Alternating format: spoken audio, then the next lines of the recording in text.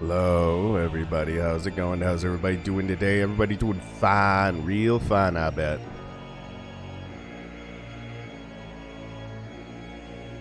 I think they are at least, right? Seems like still all sorts. So yeah, hopefully everybody's doing well today. Everybody's doing fine. I see we got Juju and Jess here in the chat.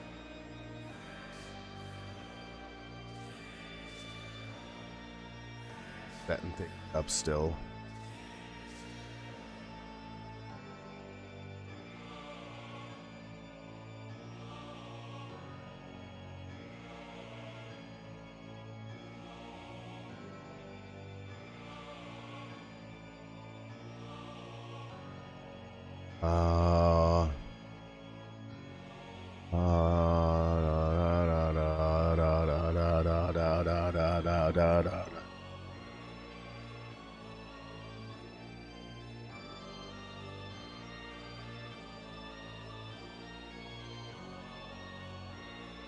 I'm doing all right. I woke up about a whole whopping 13 minutes ago. My sleep cycle is still a whole bunch of garbage. Garbage. My sleep cycle is garbage.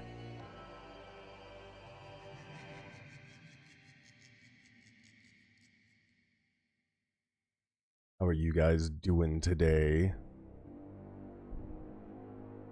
We're continuing our we're going to be continuing our tale of Heresy. So there's that going on there. It's going to be exciting. We finished up book 1 and 2 finally. We're on book 3 of the Horus Heresy now.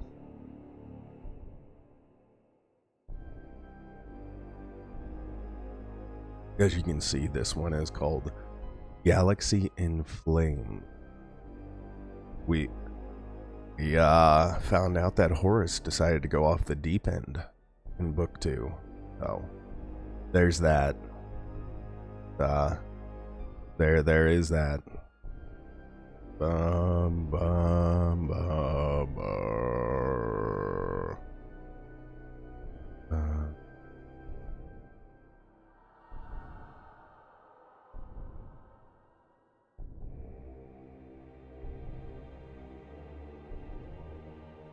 Hopefully, you guys have gotten water and fed yourselves.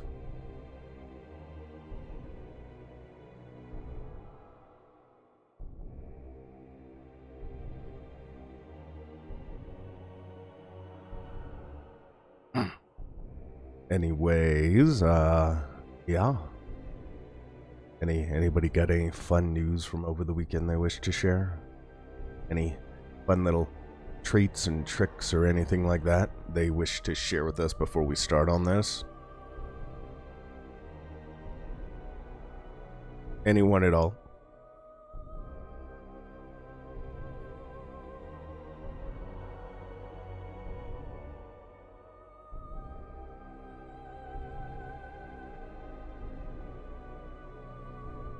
Suppose.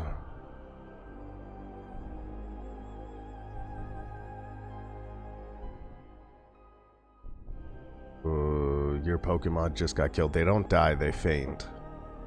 Unless if, you know, you do crazy things with it.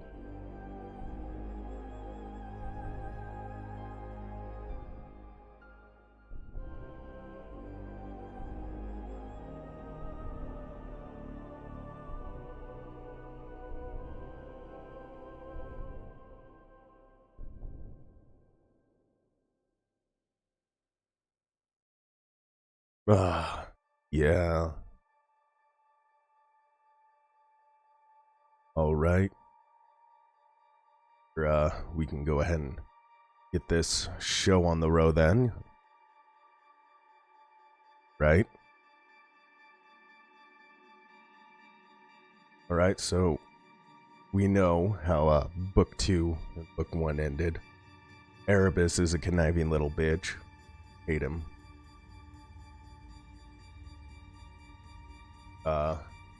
I'm pretty sure this one's going to start out focusing on the Emperor's children. So we are going to go ahead and look into this.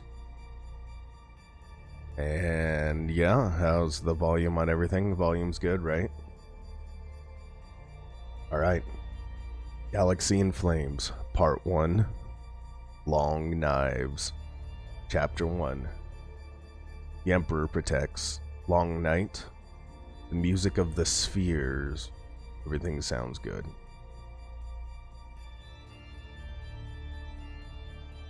I was there, said Titus Cassar, his voice wavering. His wavering voice barely reaching the back of the chamber. I was there the day that Horus turned his face from the Emperor. His words brought a collective sigh from the Licidio Diviantis congregation, and as one they lowered their heads at such a terrible thought. From the back of the chamber, an abandoned munitions hold deep in the underdecks of the War Master's flagship, the Vengeful Spirit. Tyrell Cinderman watched and winced at Cassar's awkward delivery. The man was no iterator, that was for sure, but his words carried the sure and certain faith of someone who truly believed in the things he was saying. Cinderman envied him that certainty. It had been many months since he felt anything approaching certainty. As the primary iterator of the 63rd Expedition, it was Kyril Cinderman's job to promulgate the imperial truth of the Great Crusade, illuminating those worlds brought into compliance of the rule of the Emperor and the glory of the Imperium. Bringing the light of reason and secular truth to the furthest flung reaches of the ever-expanding human empire had been a noble undertaking. But somewhere along the way, things had gone wrong. Cinderman wasn't sure when it had happened. On Zenobia, on Davin, on Arius, or any one of a dozen other worlds brought into compliance. Once he had been known as the arch-prophet of secular truth. The times had changed, and he found himself remembering his Salum, the Sumatran philosopher, who had wondered why the light of new science seemed not to illuminate as far as the old sorceries had. Titus Cassar continued his droning sermon, and Cinderman returned his attention to the man. Tall and angular, Cassar wore the uniform of a Moderati Primus, one of the senior commanders of the Desiree. An Imperator-class battle titan, Cinderman suspected it was this rank, combined with his earlier friendship with Euphrates Keeler, that had granted his status within the Licidio Diviantis. Status that he was clearly out of his depth and handling. Euphrates Keeler, Imagist, Evangelist, Saint. He remembered meeting Euphrates, a feisty, supremely self-confident woman on the embarkation deck, before they had left for the surface of 6319. Unaware of the horror they would witness in the depths of the Whisperhead Mountains. Together with Captain Loken, they had seen the warp-spawn monstrosity Xavier Jubal had been wrought into. Cinderman had struggled to rationalize what he had seen by burying himself in his books, and learning to better understand what occurred. Euphrates had no such sanctuary, and had turned to the growing Licidio Diviantis cult for solace. Venerating the Emperor, the divine being, the cult had grown from humble beginnings to a movement that was spreading throughout the expedition fleets of the galaxy, much to the fury of the War Master. Where before the cults had lacked a focus, and Euphrates Keeler had found its first martyr and saint. Cinderman remembered the day when he had witnessed Euphrates Keeler stand before a nightmare horror from beyond the gates of the Empyrean, and hurl it back from whence it had come. He had seen her bathed in a killing fire and walk away unscathed, a blinding light streaming from the outstretched hand in which she held the silver imperial eagle. Others had seen it too. King Mei Sing, mistress of the fleet's astropaths, and a dozen of the ship's armsmen. Word had spread fast, and Euphrates had become overnight a saint in the eyes of the faithful, and an icon to cling to on the frontier of space. He was unsure why he had even come to this, not a meeting, corrected himself, but a service, a religious sermon. There was a very real danger of recognition. Membership of the Licidio Deviantis was forbidden, and if he were discovered, it would be the end of his career as an iterator. Now we shall contemplate the word of the Emperor, continued Cassar, reading from a small leather chapbook. Cinderman was reminded of the Bondsman No. 7 books in which the late Ignace Carcassi had written his scandalous poetry. Poetry that had, if Mercediolitan's suspicions were correct, caused his murder. Cinderman thought the writings of the Licidio Deviantis were scarcely less dangerous. We have some new faithful among us, said Cassar. And Cinderman felt every eye in the chamber turn upon him. Used to facing entire continents worth of audience, Cinderman was suddenly acutely embarrassed by their scrutiny.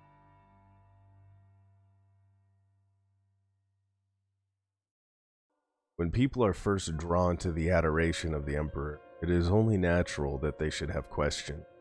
Cassar. They know the Emperor must be a god, for he has godlike powers over all human species. But aside from this, they are in the dark.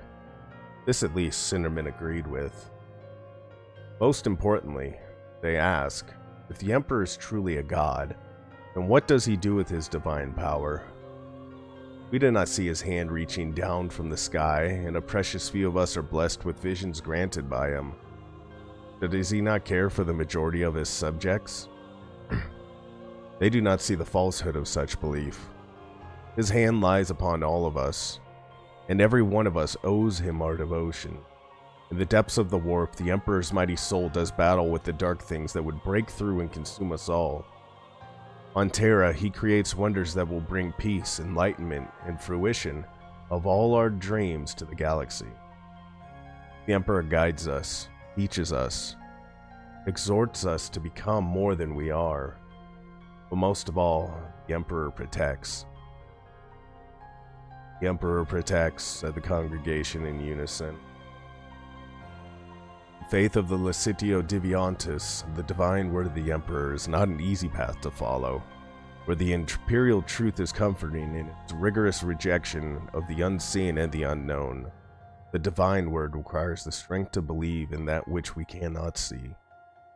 The longer we look upon this dark galaxy and live through the fires of its conquest, the more we realize that the Emperor's divinity is the only truth that can exist. We do not seek out the divine word, instead we hear it and are compelled to follow it. Faith is not a flag of allegiance or a theory for debate, it is something deep within us, complete and inevitable. The Licidio Deviantis is the expression of that faith, and only by acknowledging the divine word can we understand the path the Emperor has laid before mankind. Fine words, thought Cinderman. Fine words, poorly delivered but heartfelt. He could see that they had touched something deep inside of those that heard it. An orator of skill could sway entire worlds with such words and a force of belief. Before Cassar could continue, Cinderman heard sudden shouts coming from the maze of corridors that led into the chamber.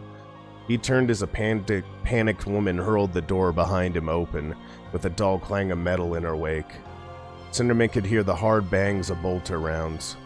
The congregation stared in confusion, looking to Cassar for an explanation, but the man was nonplussed as they were. "They found you," yelled Cinderman, realizing what was happening. "Everyone get out," shouted Cassar. "Scatter."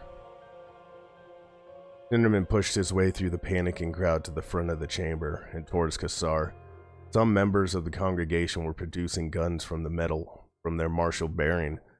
Cinderman guessed they were Imperial Army troopers. Some were clearly ship's crewmen, and Cinderman knew enough religion to know they would defend their faith with violence if they had to. "Come on, Iterator, it's time we got out of here," said Cassar, dragging the venerable Iterator towards one of the many access corridors that radiated. Seeing the worry on his face, Cassar said, "Don't worry, Chiral. Emperor protects." "I certainly hope so," replied Cinderman breathlessly. Shots echoed from the ceiling and bright muzzle flashes strobed from the walls. Cinderman threw a glance over his shoulder and saw the bulky armored form of Astartes entering His heart skipped a beat at the thought of being the end of such warriors.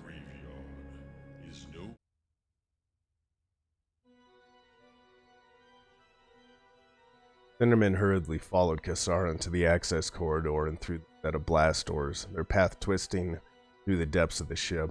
The vengeful spirit was an immense vessel, and he had no idea of the layout of the area. Its walls grim and industrial compared to the magnificence of the upper decks. "Do you know where you're going?" wheezed Cinderman, his breath coming in hot, agonized spikes as his ancient limbs already tiring from exertion, scarcely used to. "Engineering," said Cassar. "Like a maze down there, and we have friends in the engine. Damn, why can't they just let us be?" "Because they're scared of you, Cinderman, just like I was." "Oh yes, it's getting real. Getting real." "Are you certain of this?" asked Horus, Primarch of the Sons of Horus Legion and War Master of the Imperium, his voice echoing around the cavernous stratagem of the vengeful spirit. "As certain as I can be," said Ingmei Singh, the 63rd Expedition's mistress of astropaths. Her face was lined and drawn, and her blind eyes sunken with ravaged eye sockets. The demands of sending hundreds of telepathic communications across the galaxy weighed heavily on her skeletal frame. Astropathic atholites gathered around her, robed in the same ghostly white as she, and wordlessly whispering mutters of doggerel of the ghastly images in their heads. "How long do we have?" asked Horus. "As with all things connected with the warp, it's difficult to be precise," replied Ingmei Singh. "Mistress Singh," said Horus cold. "Precision is exactly what I need from you, now more than ever. The direction of the crusade will change dramatically at this news, and if you are wrong, it will change for the worse." "My lord, I cannot give you an exact answer, but I believe that within days, the gathering warp storms will obscure the Astronomicon from us," replied Ingmei Singh, ignoring the War Master's implicit threat. Though she could not see them, she could feel the hostile presence of the Justiran warriors, the Sons of Horus First Company Terminators lurking in the shadows of the stratagem. "Within days, we shall hardly see it. Our minds can barely reach across the void, and the navigators claim that they will soon be unable to guide us true. The galaxy will be a place of night and darkness." Horus pounded his hand into a fist. "You understand what you say? Nothing more dangerous could happen to the crusade." "I merely state what I see, Master. You are wrong. Threat was not idle. No threat the War Master uttered ever was. There had been a time when the War Master's anger never have led to such an overt threat. But violence in Horus's tone suggested that time had long since passed. If we are wrong, we suffer. It has never been any different. And my brother Primarchs, what news from them?" asked Horus. "We have been unable to confirm contact with the Blessed Sanguinus," replied Ingmei Singh. "Lehman Russ has sent no word of his campaign against the Thousand Suns." Horus laughed, a harsh chthonic bark, and said, "That doesn't surprise me. The wolf has his head, and he'll not easily be distracted from teaching Magnus a lesson. And the others?" "Vulcan and Dorn are returning to Terra. The other Primarchs are pursuing their current campaigns." "That's good, at least," Horus, brow furrowing in thought. "And what of the Fabricator General?" "Forgive me, War Master, but we have received nothing from Mars. We shall endeavor to make contact by mechanical means, but this will take many months." "You have failed in that, Singh. Coordination with Mars is essential." Ingmei Singh had telepathically broadcasted a multitude of encoded messages between the vengeful spirit and Fabricator General Kelbor Hull of the Mechanicum in the last few weeks. Although their substance was unknown to her, the emotions contained in them were all too clear. Whatever the War Master was planning, the Mechanicum was a key part of it. Horus spoke again, distracting her from our thoughts. "The other Primarchs, have they received their orders?" "They have, my lord," said Ingmei Singh, unable to keep the unease from her voice. The reply from Lord Guilliman of the Ultramarines was clean and strong. He confirms Calth as the muster point and has begun marshalling his forces. "And Lorgar?" asked Horus. Ingmei Singh paused, as if unsure how to phrase her next words. His message had residual symbols of pride and obedience, very strong, almost fanatical. He acknowledges your order and is making good speed. Ingmei Singh prided herself on her immense control, and befitted one whose emotions had been kept in check lest they be changed by the influence of the warp. But even she could not keep some emotions from surfacing. Something bothers you, Mistress Singh, asked Taurus as though reading her mind.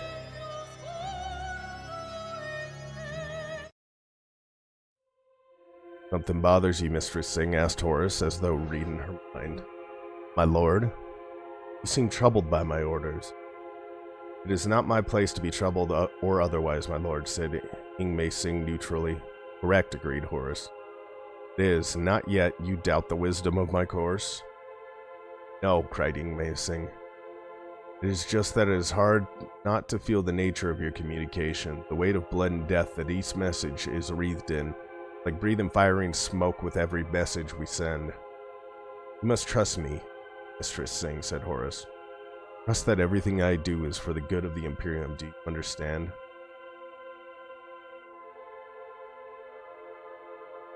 It is not my place to understand, whispered the astropath.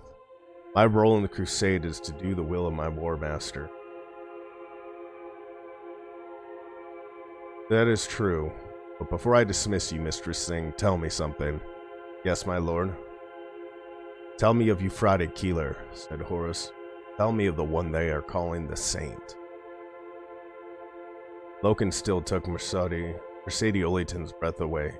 The Astartes were astonishing enough when arrayed for war, their burnished plate, but that sight had been nothing compared to what a space marine, specifically Loken, looked like without his armor. Stripped to his waist and wearing only pale fatigues and combat boots, Loken glistened with sweat as he ducked and wove between the combat appendages of the training servitor. Although few of the Remembrancers had been privileged enough to witness an Astartes fight in battle, it was said that they could kill with their bare hands as efficiently as they could with a bolter or chainsword. Watching Loken demolish the servitor limb by limb, Sadie could well believe she saw such power in his broad, over-muscled torso, such intense focus in his sharp gray eyes, that she had wondered that she was not repelled by Loken. He was a killing machine, created and trained to deal death, but she couldn't stop watching and blink-clicking images of his heroic physique. Cairo Cinderman sat next to her and leaned over, saying, Don't you have plenty of pics of Garviel already? Loken tore the head from the training servitor and turned to face them both. Mercedes felt a thrill of anticipation. It had been too long since the conclusion of the war against the technocracy. She had spent too few hours with the captain of the 10th Company. As his documentarist, she knew that she had a paucity of material following that campaign. Loken had kept himself to himself in the past few months. Cairo, Mercedes, said Loken, marching past them towards his arming chamber. It is good to see you both. Glad to be here, Garviel, said Cinderman. The primary iterator was an old man, and Mercedes was sure he had aged a great deal in the years since the fire that had nearly killed him in the archive halls of the Vengeful Spirit. Very glad Mercedes was kind enough to bring me. I had a spell of exertion recently, and I am not as fit as I once was. Time's winged chariot draws near. A quote, asked Loken. A fragment, replied Cinderman. I haven't seen much of either of you recently, observed Loken, smiling down at her. Have I been replaced by a more interesting subject? Not at all, she replied.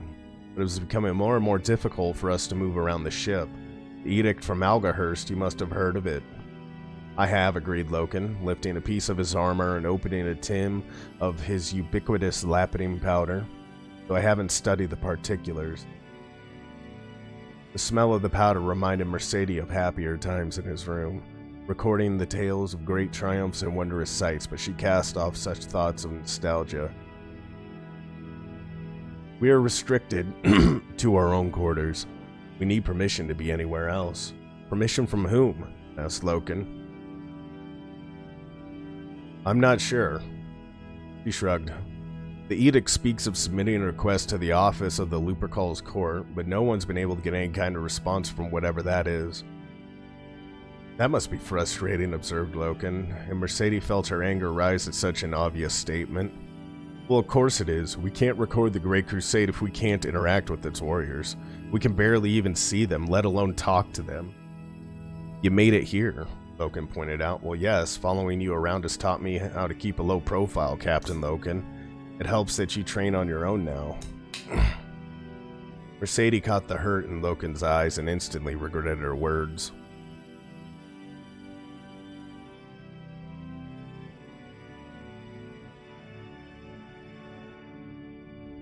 In previous times, Loken could be found sparring with his fellow officers. The smirking Cedre, whose flinty dead eyes reminded Mercedes of an ocean predator, Neurovipus or his Mornval brother, Targ Torgadon. Loken fought alone now, by choice or by design, she did not know. Anyway, continued Mercedes, it's getting bad for us. No one's speaking to us. We don't know what's going on anymore. We're on a war footing, said Loken, putting down his armor and looking her straight in the eye. The fleet is heading for a rendezvous. We're joining up with the Stardays from other legions. It'll be a complex campaign. Perhaps the War Master is just taking precautions. No, Garviel said. Enderman, it is more than just that, and I know you well enough to know that you don't believe that either. Really, snarled Loken. You think you know me that well? Well enough, Garviel, nodded Cinderman. Well enough, they're cracking down on us, cracking down hard. Not so everyone can see it, but it's happening. You know it too. Do I? Ignis Carcassi, said Mercedes. Loken's face crumpled, and he looked away. Unable to hide the grief he felt for the dead Carcassi, the recitable poet who had been under his protection, Ignis Carcassi had been nothing but trouble and an inconvenience. But he'd been a man who dared to speak out and tell the unpalatable truths that needed to be told.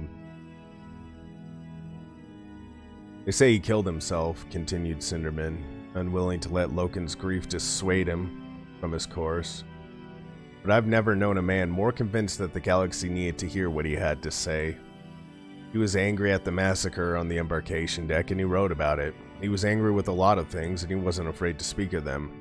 Now he's dead, and he's not the only one. Not the only one? Asked Loken. Who else?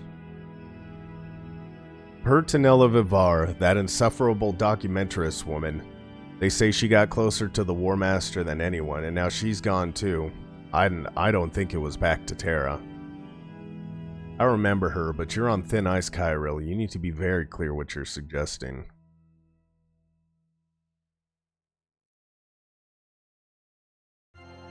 Cinderman did not flinch from Loken's gaze and said, I believe those who oppose the will of the War Master are being killed. The Iterator was a frail man, but Mercedes had never been more proud to know him as he stood unbending before an Astartes warrior who told him something he didn't want to hear. Cinderman paused, giving Loken ample time to refute his claims and remind them all that the Emperor had chosen Horus as the War Master because he alone could be trusted to uphold the Imperial truth. Horus was the man whom every son of Horus had pledged his life 100 times over. But Loken said nothing, and Mercedes' heart sank. I have read of him more times than I can remember, continued Cinderman. The Urin Chronicles, for example. The first thing those tyrants did was to murder those who spoke out against their tyranny.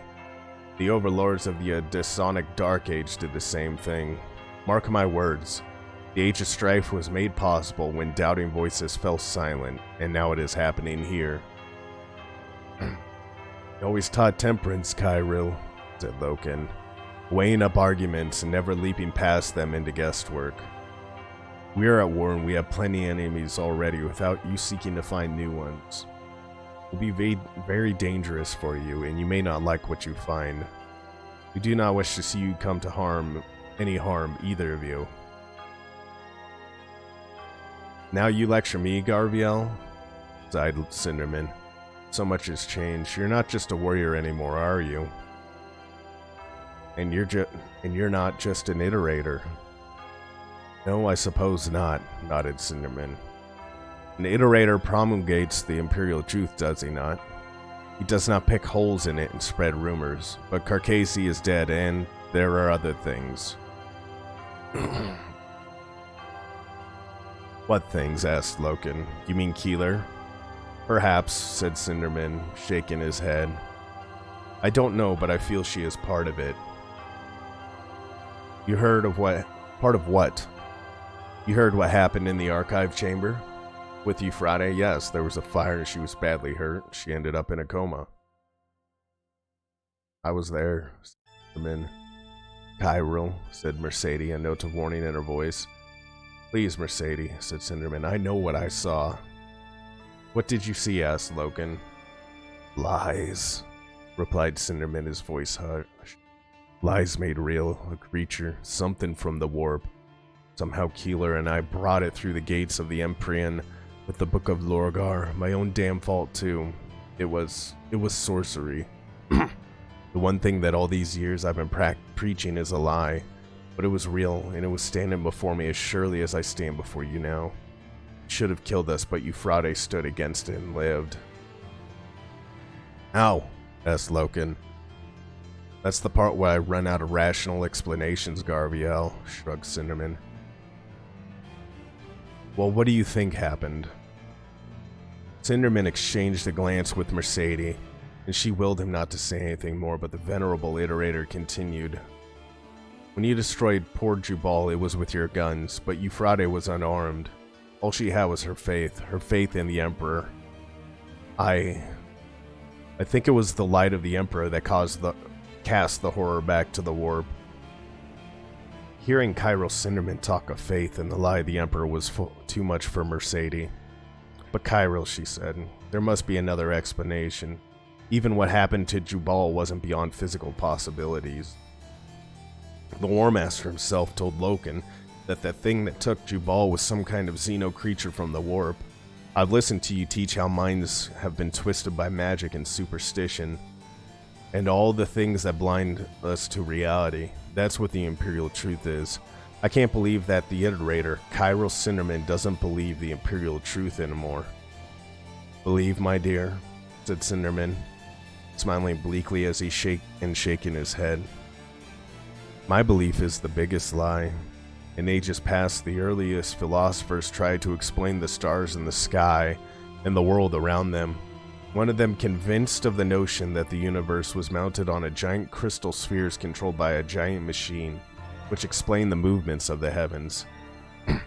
He was laughed at and told that such nonsense would be so huge and noisy that everyone would hear it. He simply replied that we are born with that noise all around us, and we are so used to hearing it that we cannot hear it at all. Mercedes sat beside the old man and wrapped her arms around him, surprised to find that he was shivering and his eyes were wet with tears. I'm starting to hear it, Garviel, said Cinderman, his voice quavering. I can hear the music of the spheres. Mercedes watched Loken's face as he stared at Cinderman, seeing the quality of intelligence and integrity. Cinderman had recognized him. The Astartes had been taught that superstition was the death of the Empire and only the Imperial truth was the reality worth fighting for. Now before her very eyes, that was unraveling.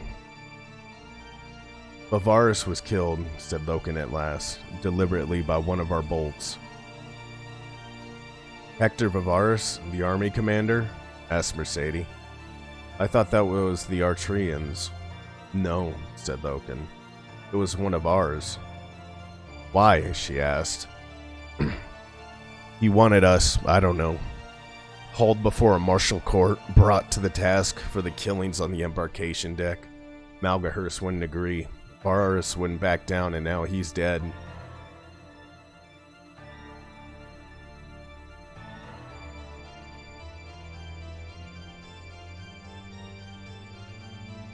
Then it's true, sighed Cinderman. The naysayers are being silenced.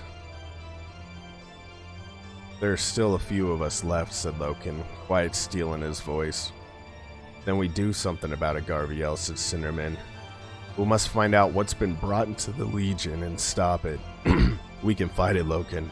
We have you, we have the truth, and there's no reason why we cannot. The sound that cut off Cinderman's voice was the door to the practice deck slamming open, followed by heavy metal-on-metal footsteps.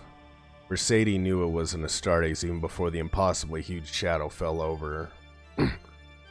She turned to see the cursive form of Malgahurst behind her, robed in a cream tunic edged in sea green trim, the War Master's equerry. Malgahurst was known as the Twisted, as much for his labyrinth mind as the horrible injuries that had broken his body and left him grotesquely malformed.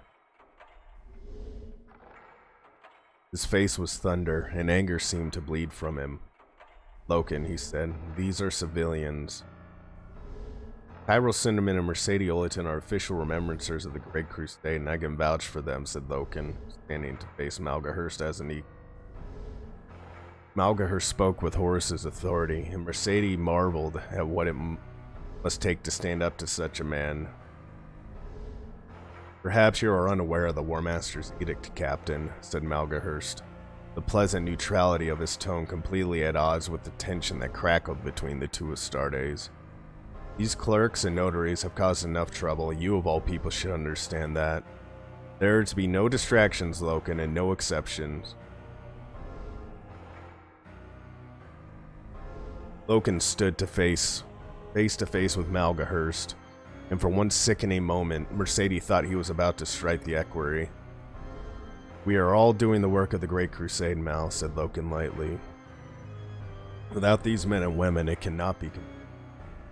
Civilians do not fight, Captain. They only question and complain. They can record everything they desire once the war's been won. They can spread the imperial truth once we have conquered a population that needs to hear it. Until then, they are not part of this crusade.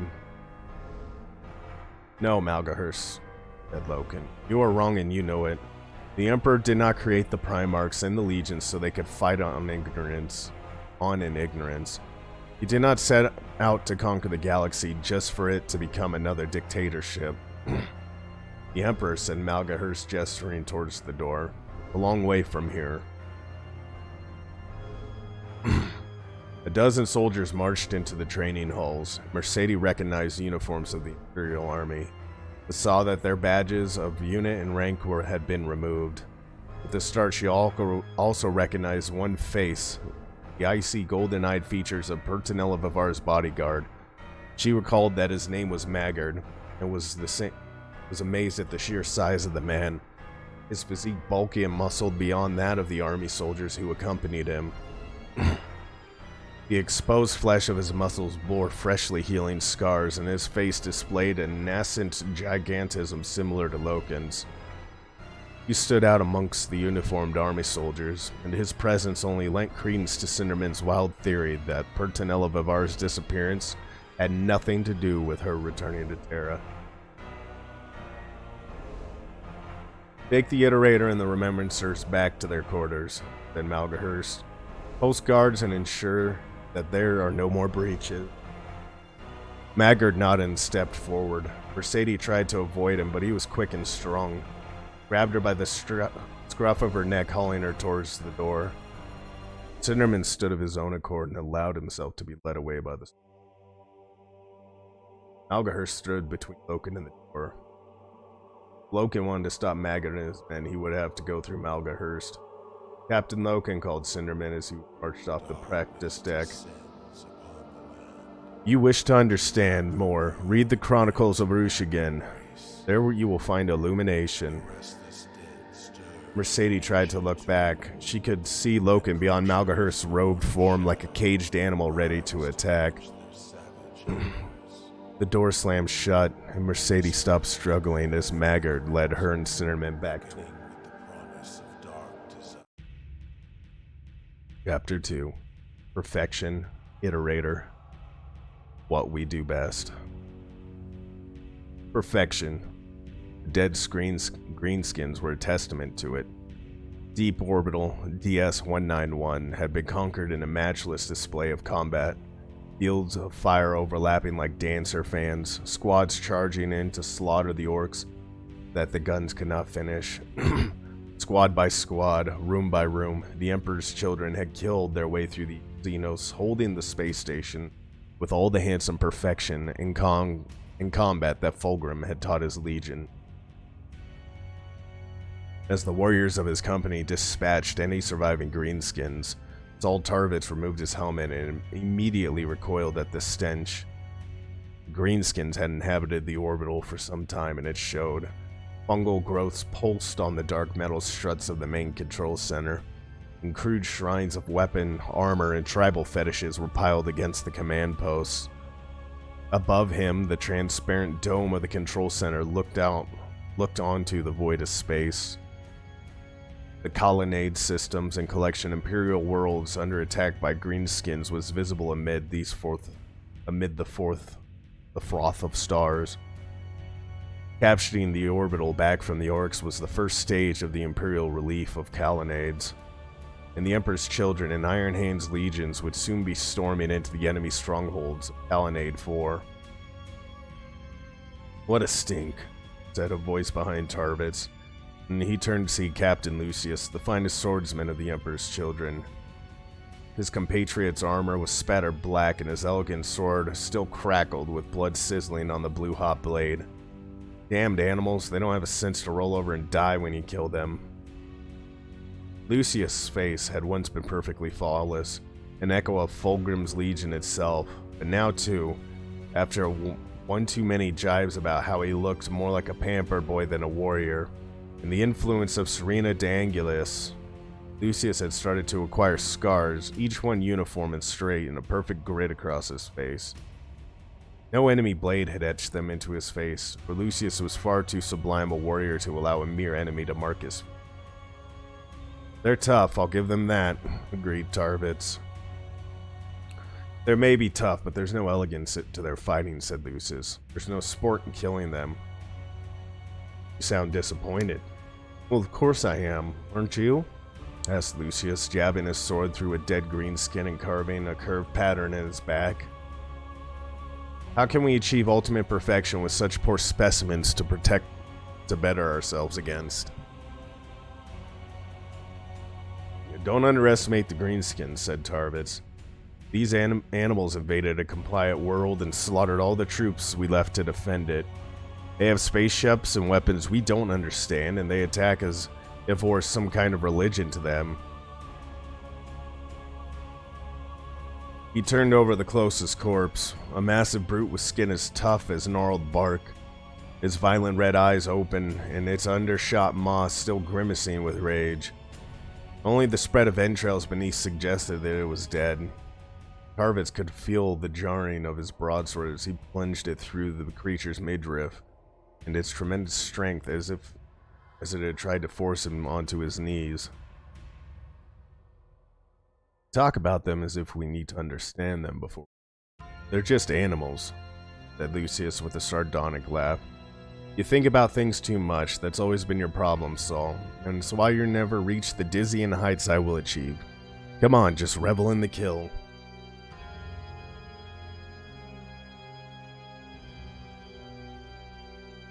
Tarvitz opened his mouth to respond, but he kept his thoughts to himself as Lord Commander Eidolon strode into the control center. "Fine work, Emperor's children," shouted Eidolon. As one of Fulgrim's chosen, Eidolon had the honor of being within the tight circle of officers who surrounded the Primarch and represented the Legion's finest artistry of war. Although it was not bred into him to dislike a fellow Astartes, Tarvitz had little respect for Eidolon.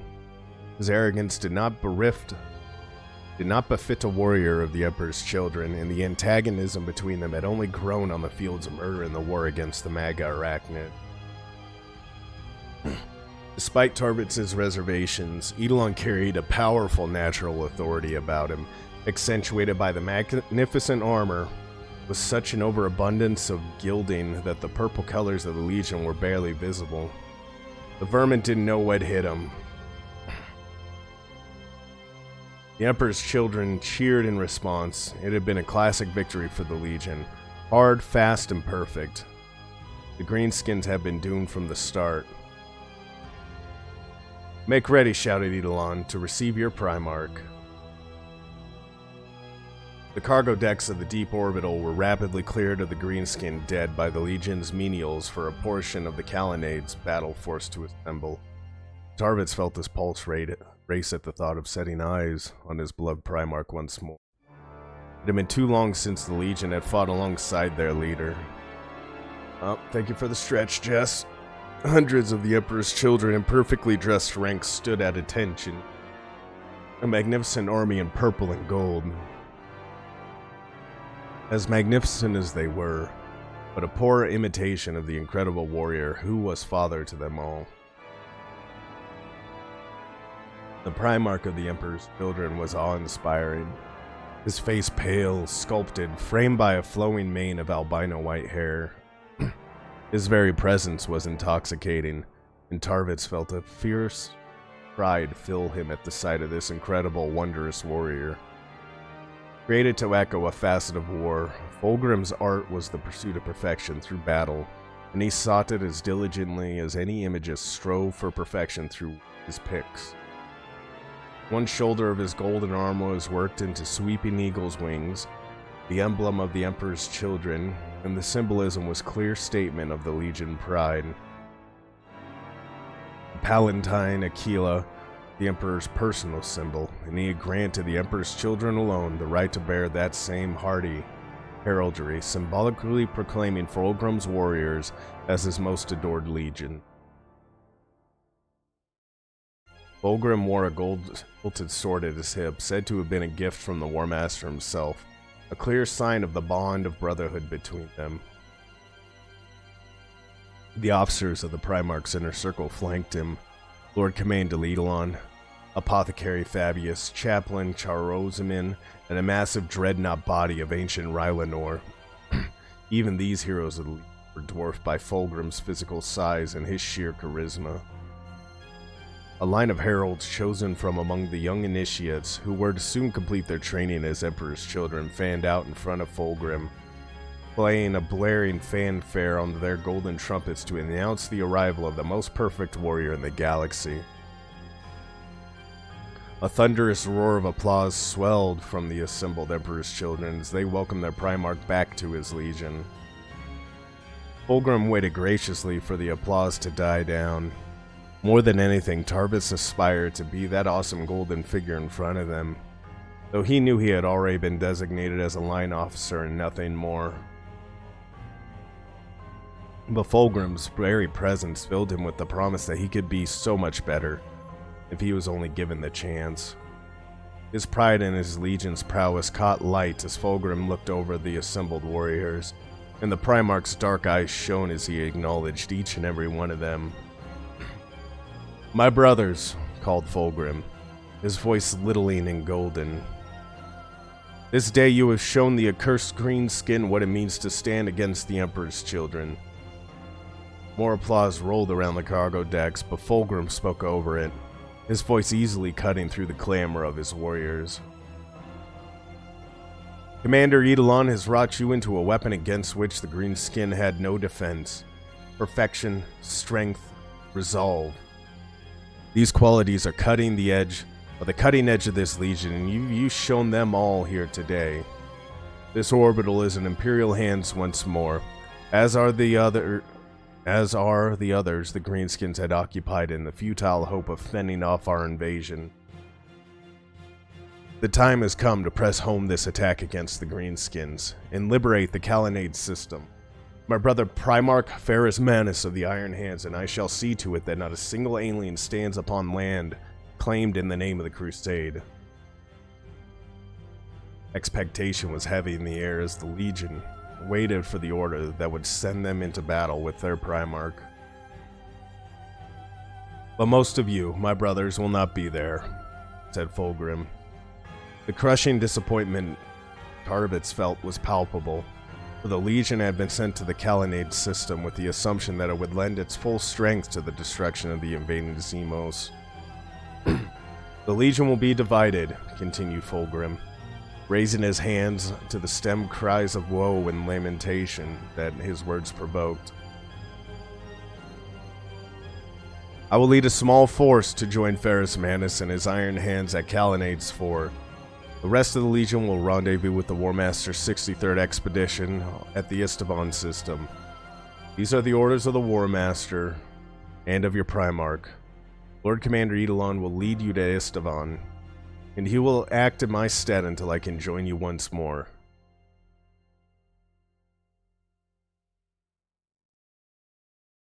Tarvitz glanced at Lucius, unable to read the expression on the swordsman's face as the news of their new orders. Conflicting emotions warred within Tarvitz, aching, lost to be parted from his Primarch once more. An excited anticipation at the thought of fighting alongside his comrades and the Sons of Horus. Commander, if you please, said Fulgrim, gesturing Eidolon to step forwards. Eidolon nodded and said, The War Master has called us to aid his Legion in battle once more. He recognizes our skill and we welcome this chance to prove our superiority. We are to halt a rebellion in the Istvan system. We are not to fight alone.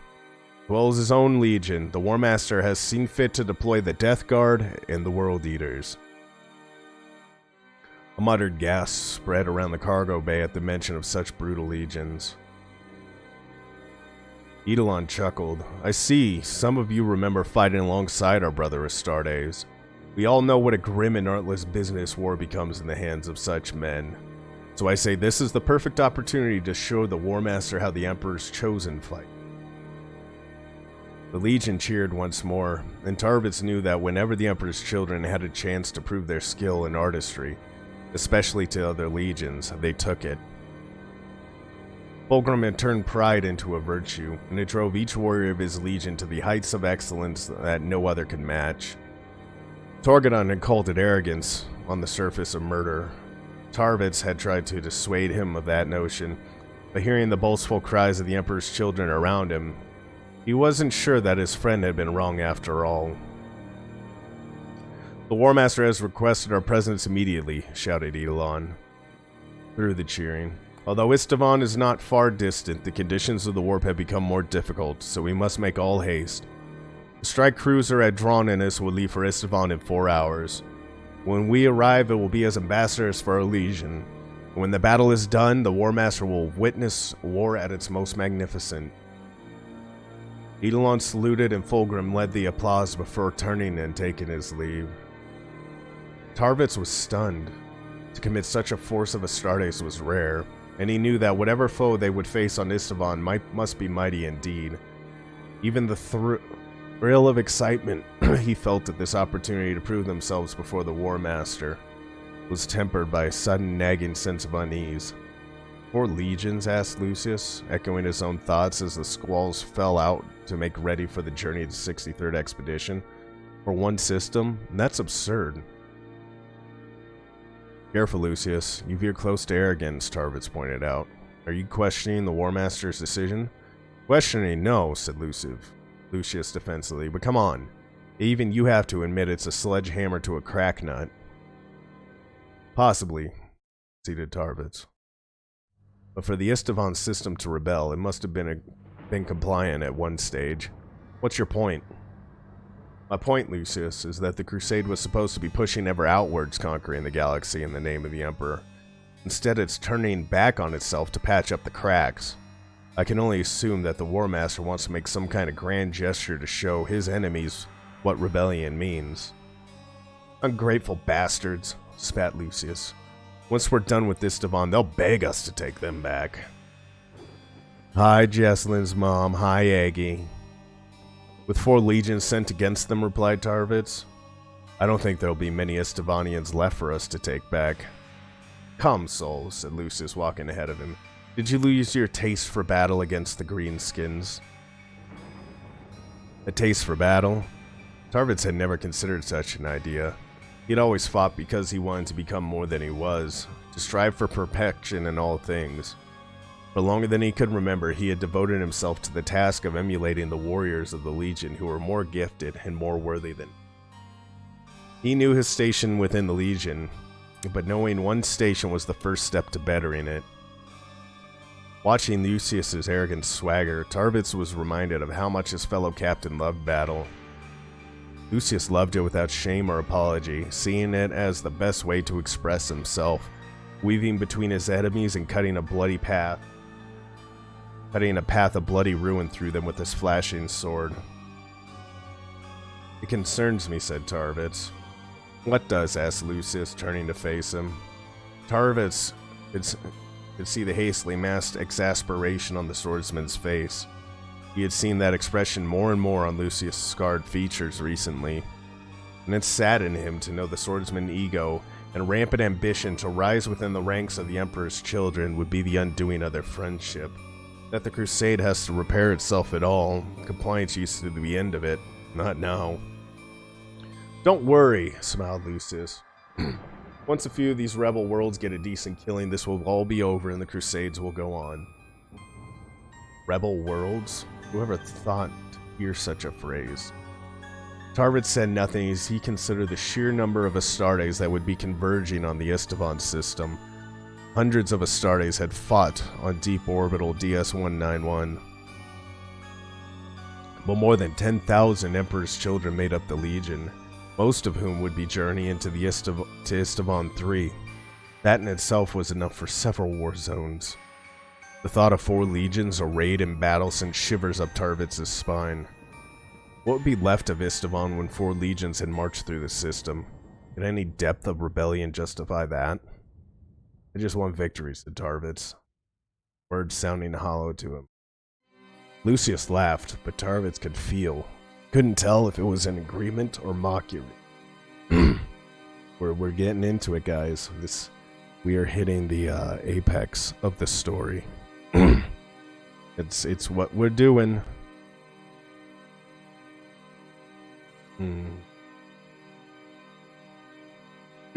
Being confined to his quarters was the most exquisite torture for Cairo Cinderman. Without the library of books he was used to consulting in the Archive Chamber 3, he felt quite adrift. His own library, though extensive by any normal standards, was a paltry thing next to the arcana that had been destroyed in the fire. How many priceless, irreplaceable tomes had been lost in the wake of the warp beast he and Euphrates had conjured from the pages of Book of Lorgar? It did not bear thinking about, and he wondered how much the future would condemn them for knowledge that had been lost there. He had already filled thousands of pages with those fragments he could remember from the books he had consulted. Most of it was fragmentary and disjointed.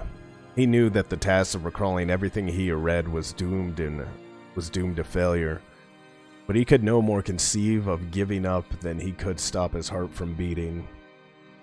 His gift, and the gift of the Crusade to the ages yet to come, was the accumulated wisdom of the galaxy's greatest thinkers and warriors. With the broad shoulders of such knowledge to stand upon, who knew what dizzying heights of enlightenment the Imperium might reach? His pen scratched across the page, recalling the philosophies of the Hellenic writers and their early debates of the nature of divinity.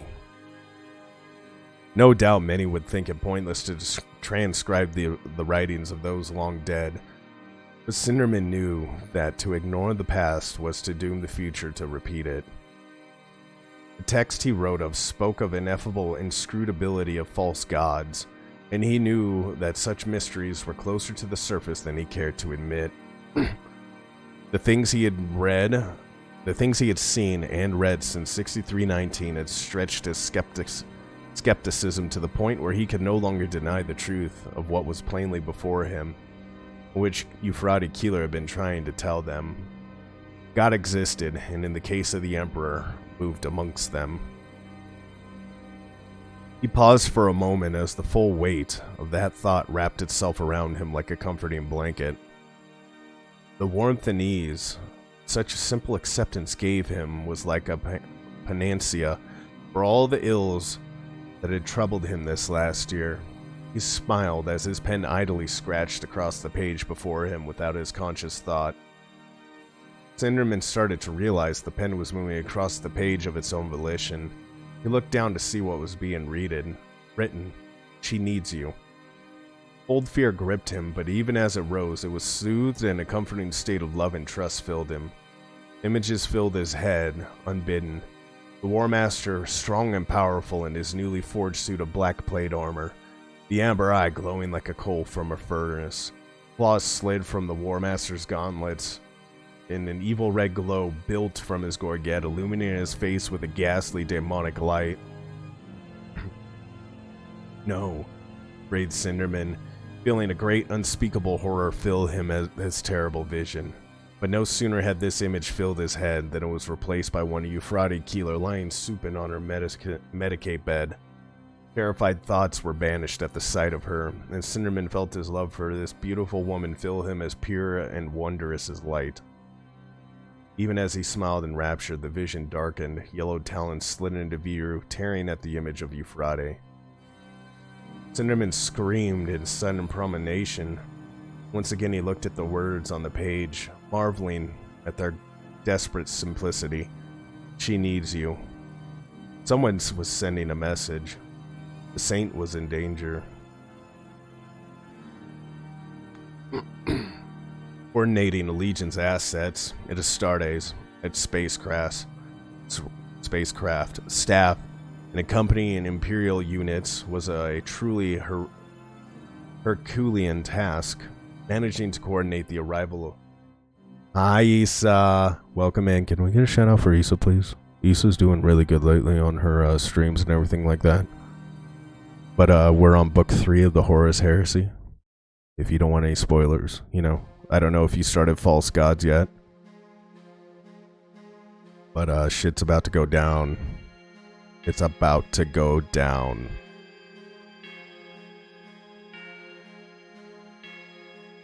Managing the coordinate.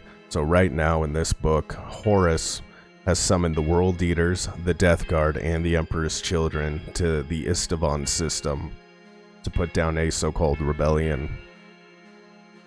So, inside of a legion, there's over 10,000 Astartes, right? And he's called 3 of them on top of the Sons of Horus Legion.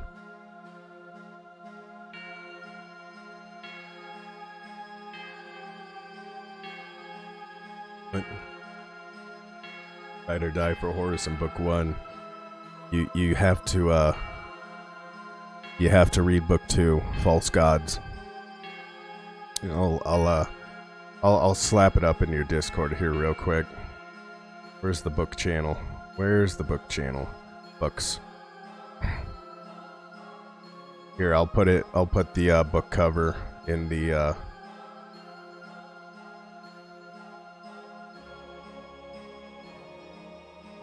it's here somewhere. I really need to like go through and organize all of my folders here at some point. Is this it? No, it's not in there. Alright.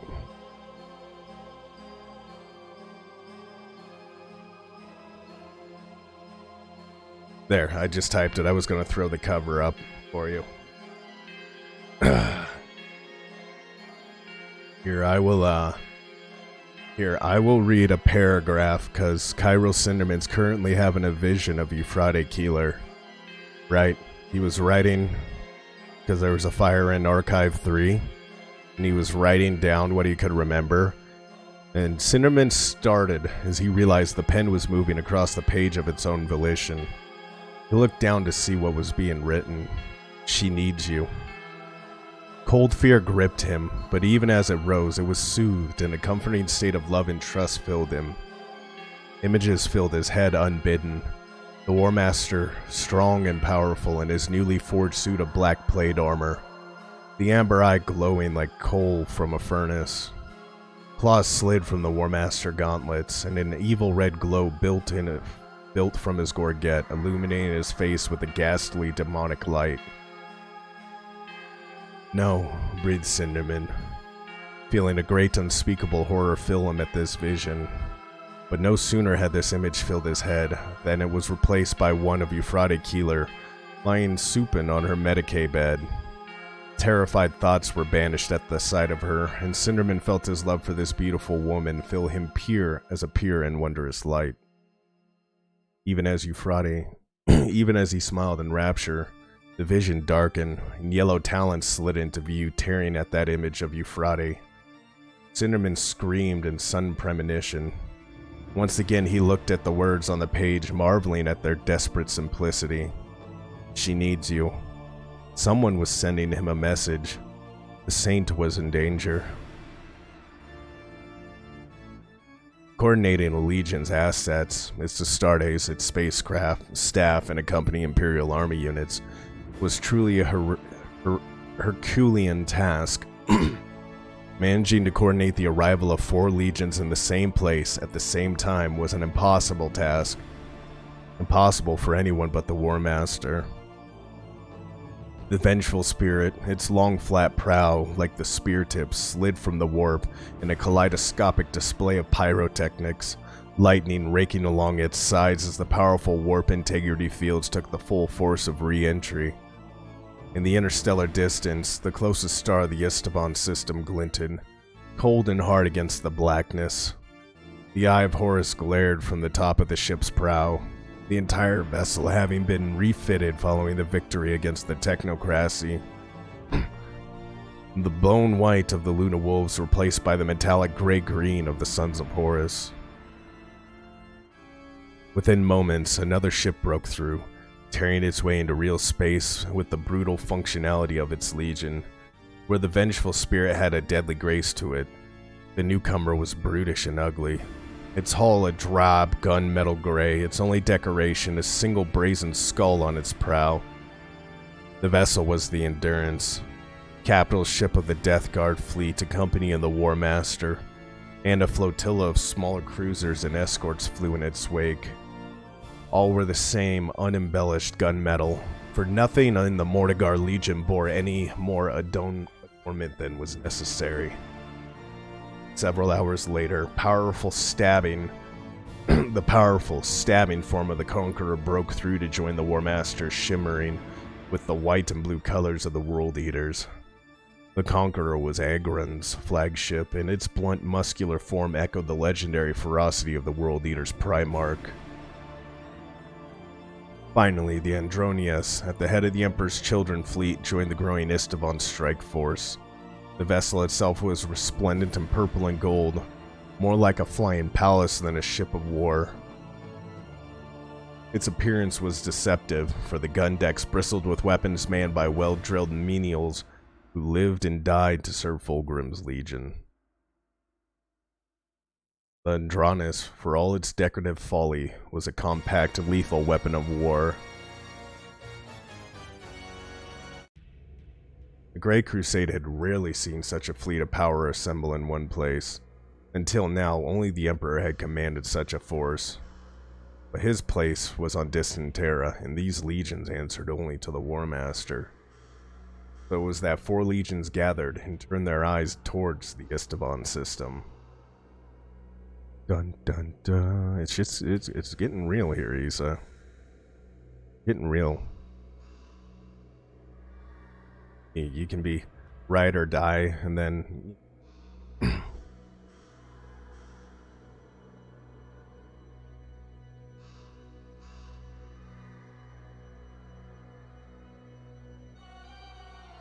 the klaxons announcing the vengeful spirit's translation back to real space were the spur.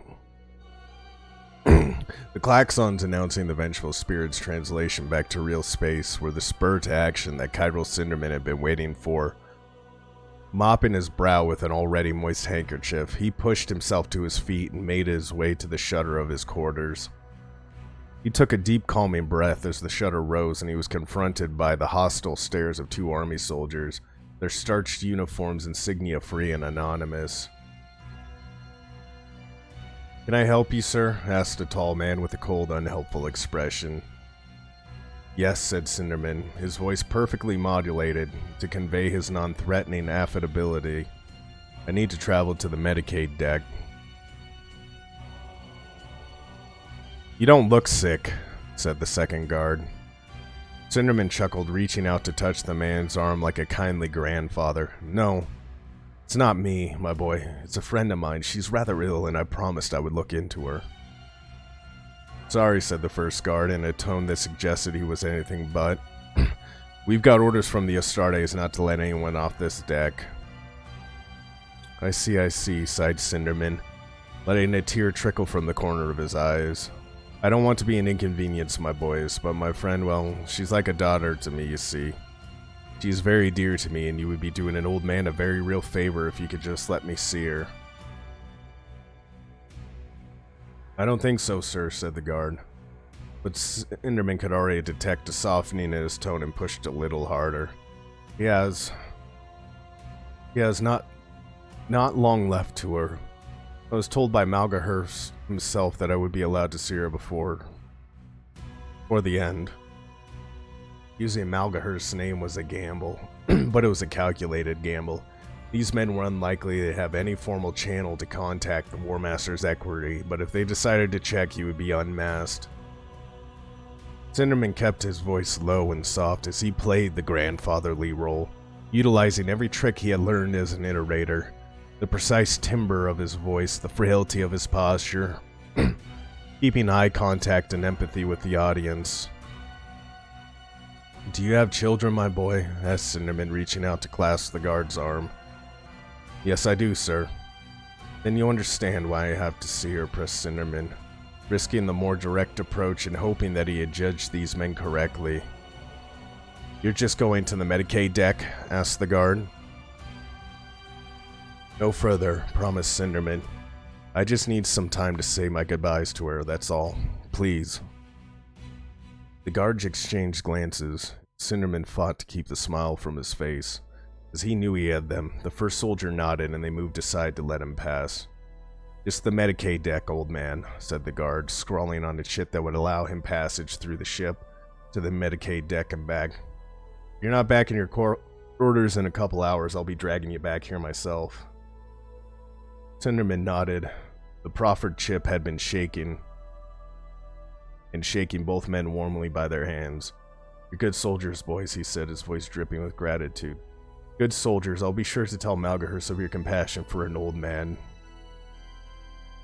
Malgahurst turned quickly so they didn't see the relief on his face as he hurried down the corridor towards the Medicaid deck. The companionways echoed with their emptiness as he made his way through the twisting maze of the ship. An idiot's smile plastered across his puffing features. Entire worlds had fallen under the spell of his oratory, and here he was smiling about duping two simple-minded guards to let him out of his room. How the mighty had fallen. "Is there any more news on Vivaris?" asked Loken.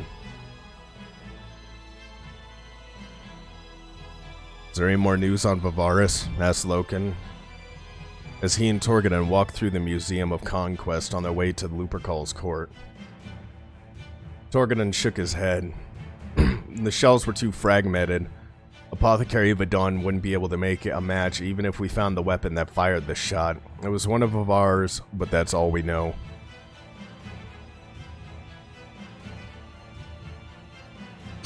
The museum was brimming with artifacts won from the Legion's many victories. For the Luna Wolves had brought a score of worlds into compliance. A grand statue dominating one wall recalled the days when the Emperor and Horus had fought side by side in the first campaign of the Great Crusade. The Emperor, sword in hand, fought off slender, masked aliens, while Horus, back to back with his father, blazed away with a bolt gun. Beyond the statue, Loken recognized a display of bladed insectoid limbs. A blend of metallic and biological flesh wrestled from the mega-arachnids on Murder. Only a few of these trophies have been won after Horus's investiture as War Master.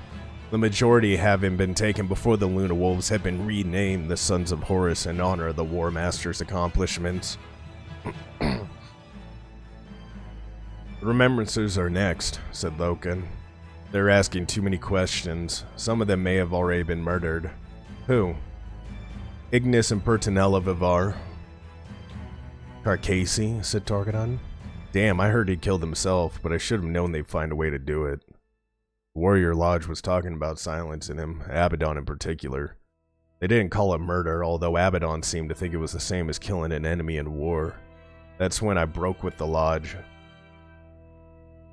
Did they say how it was to be done? Targadon shook his head. No, just that it needed to be done. It won't be long before all this is out in the open, promised Loken. The Lodge doesn't move under the veil of secrecy anymore, and soon there will be a reckoning. Then what do we do? Loken looked away from his friend at the high arch that led from the museum and into the Lupercal's court.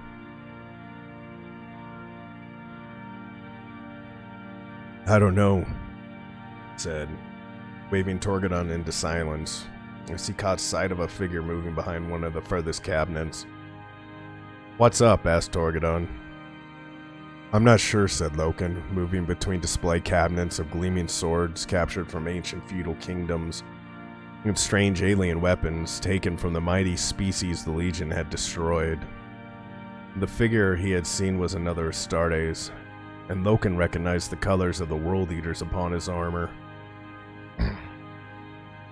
Loken and Targadon rounded the corner of a tall walnut-framed cabinet, seeing a scarred Astartes warrior peering intently at an immense battle glaive that had been wrested from the hands of a Xenos Praetorian by the War Master himself.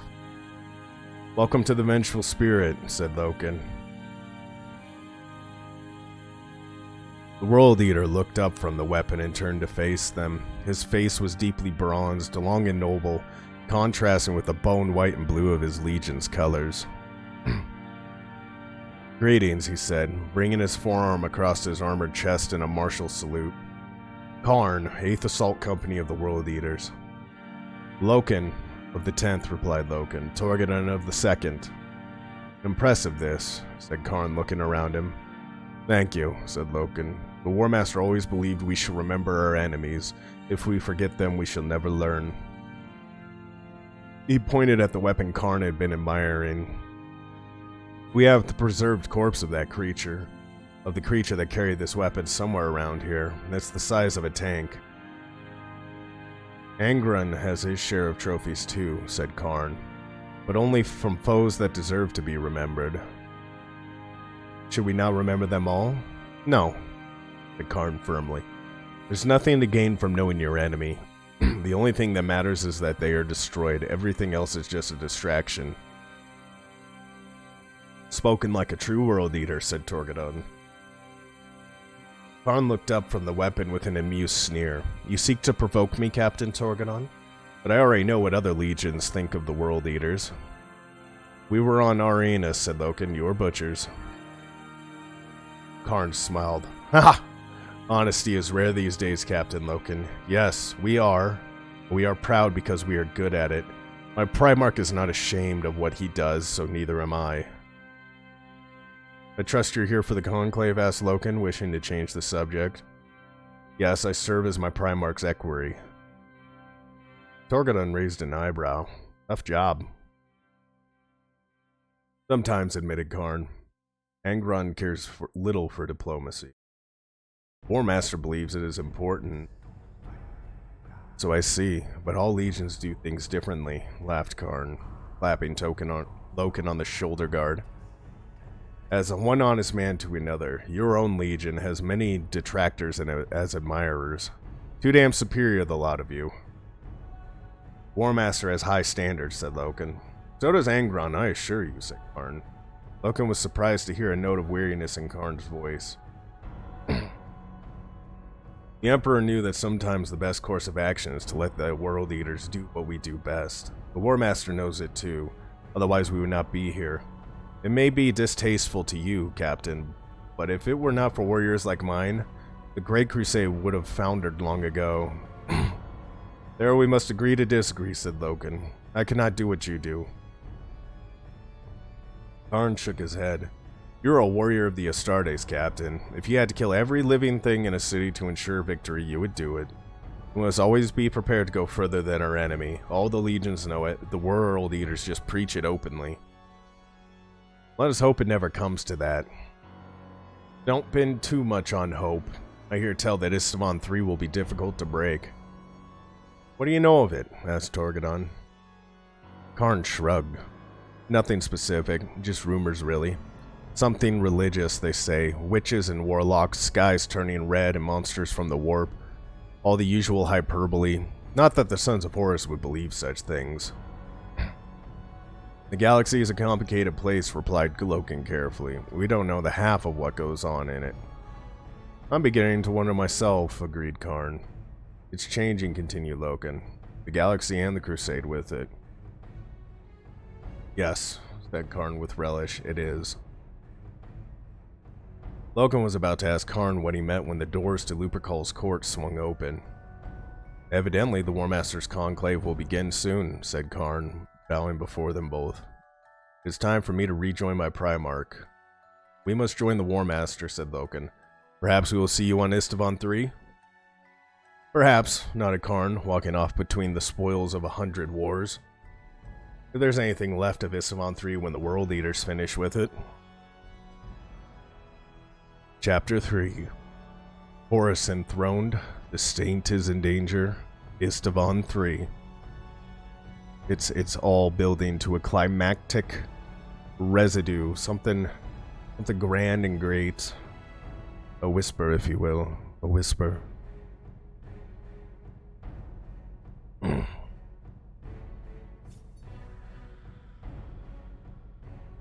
Okay, chapter 3. I mean, we're already 59 pages into this book. It's getting good. Chapter 3. Horus enthroned. The Saint is in danger. Istvan III. Lupercal's court was a new addition to the vengeful spirit. Previously, the War Master had held briefings and planning sessions on the stratagem, but it had been decided that he needed somewhere grander to hold court. Designed by Peter Ignan Momus, it had been artfully constructed to place the War Master a setting more suited to his position as the leader of the Great Crusade, and present him as the first among equals to his fellow commanders. Vast banners hung from the sides of the room, most belonging to the Legion's battle companies, though there were a few Loken didn't recognize. He saw one with a throne of skulls set against a tower of brass rising from a blood-red sea, and another with an 8-pointed black star shining in a white sky. The meaning of such obscure symbols confounded Loken, but he had assumed they represented the warrior lodge that had become integral to the Legion. Greater than all the majesty designed by the architect designate was the Primarch of the Sons of Horus himself, enthroned before them on a great basalt throne. Abaddon and Aximon stood to one side.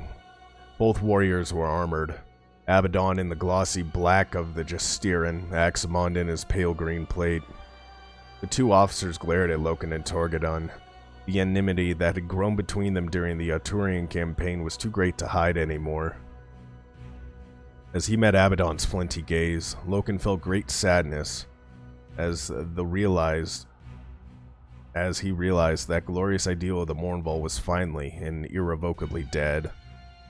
None of them spoke as Loken and Torgadon took their place on the other side of the War Master.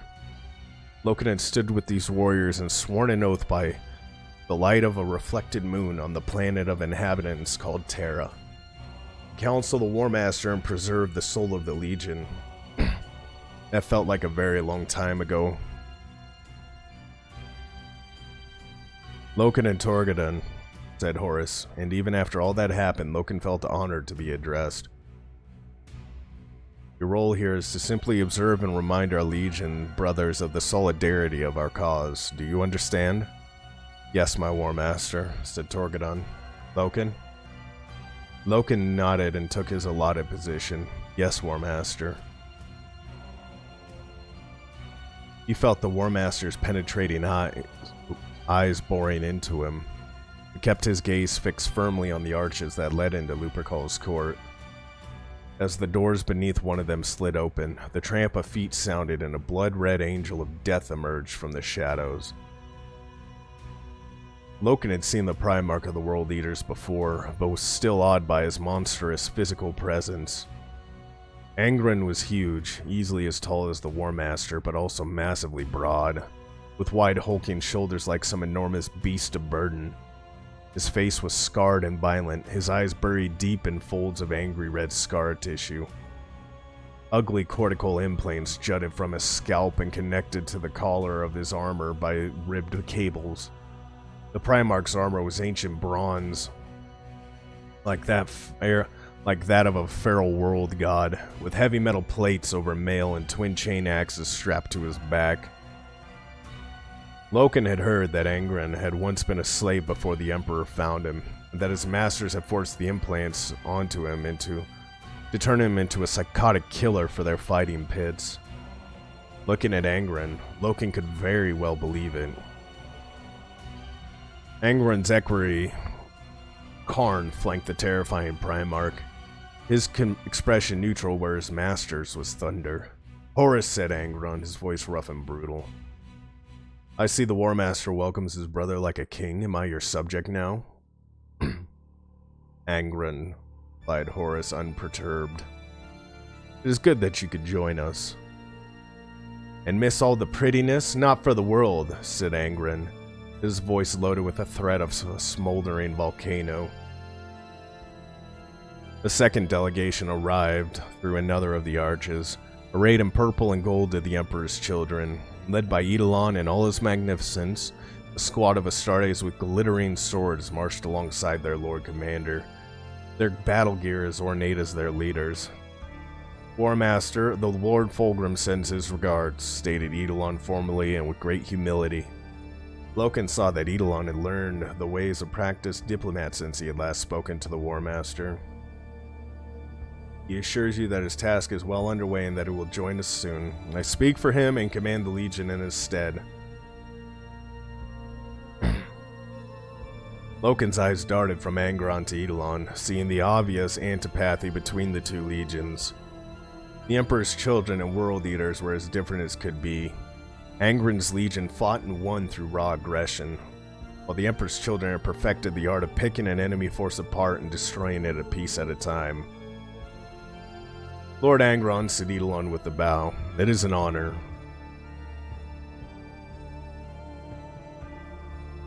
Angren did not deign to reply, and Loken saw Eidolon stiffen at the insult, but any immediate confrontation was averted with the final delegation of the War Master entered the Lupercal's court.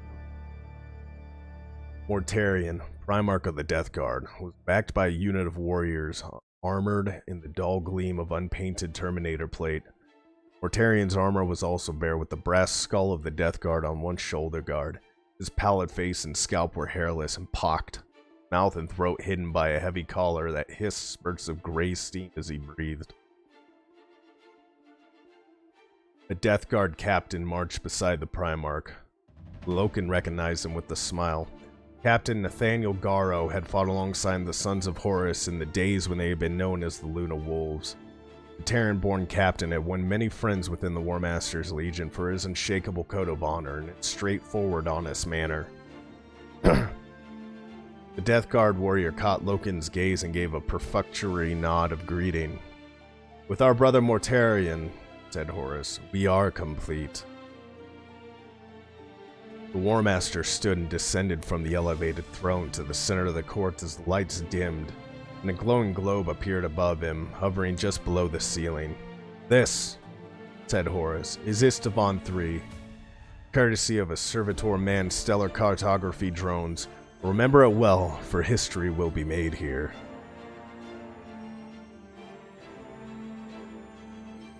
Jonah Arkin paused in his labors and slipped a small hip flask from beneath his uniform jacket as he checked for anyone watching. The hangar bay was bustling with activity, as it always seemed to be these days, but no one was paying him attention. The days of the Imperator Titan being made ready for war would pause. Even the most jaded war maker in his tracks were long past. For there were few here who had not seen the mighty form of the D's array being furnished for battle scores of times already. He took a hit from the flask and looked up at the old girl. The Titan's hull was scorched and dented with wounds the Mechanicum servitors had not yet had time to patch, and Jonah patted the thick plates of her leg armor affectionately. "Well, old girl," he said.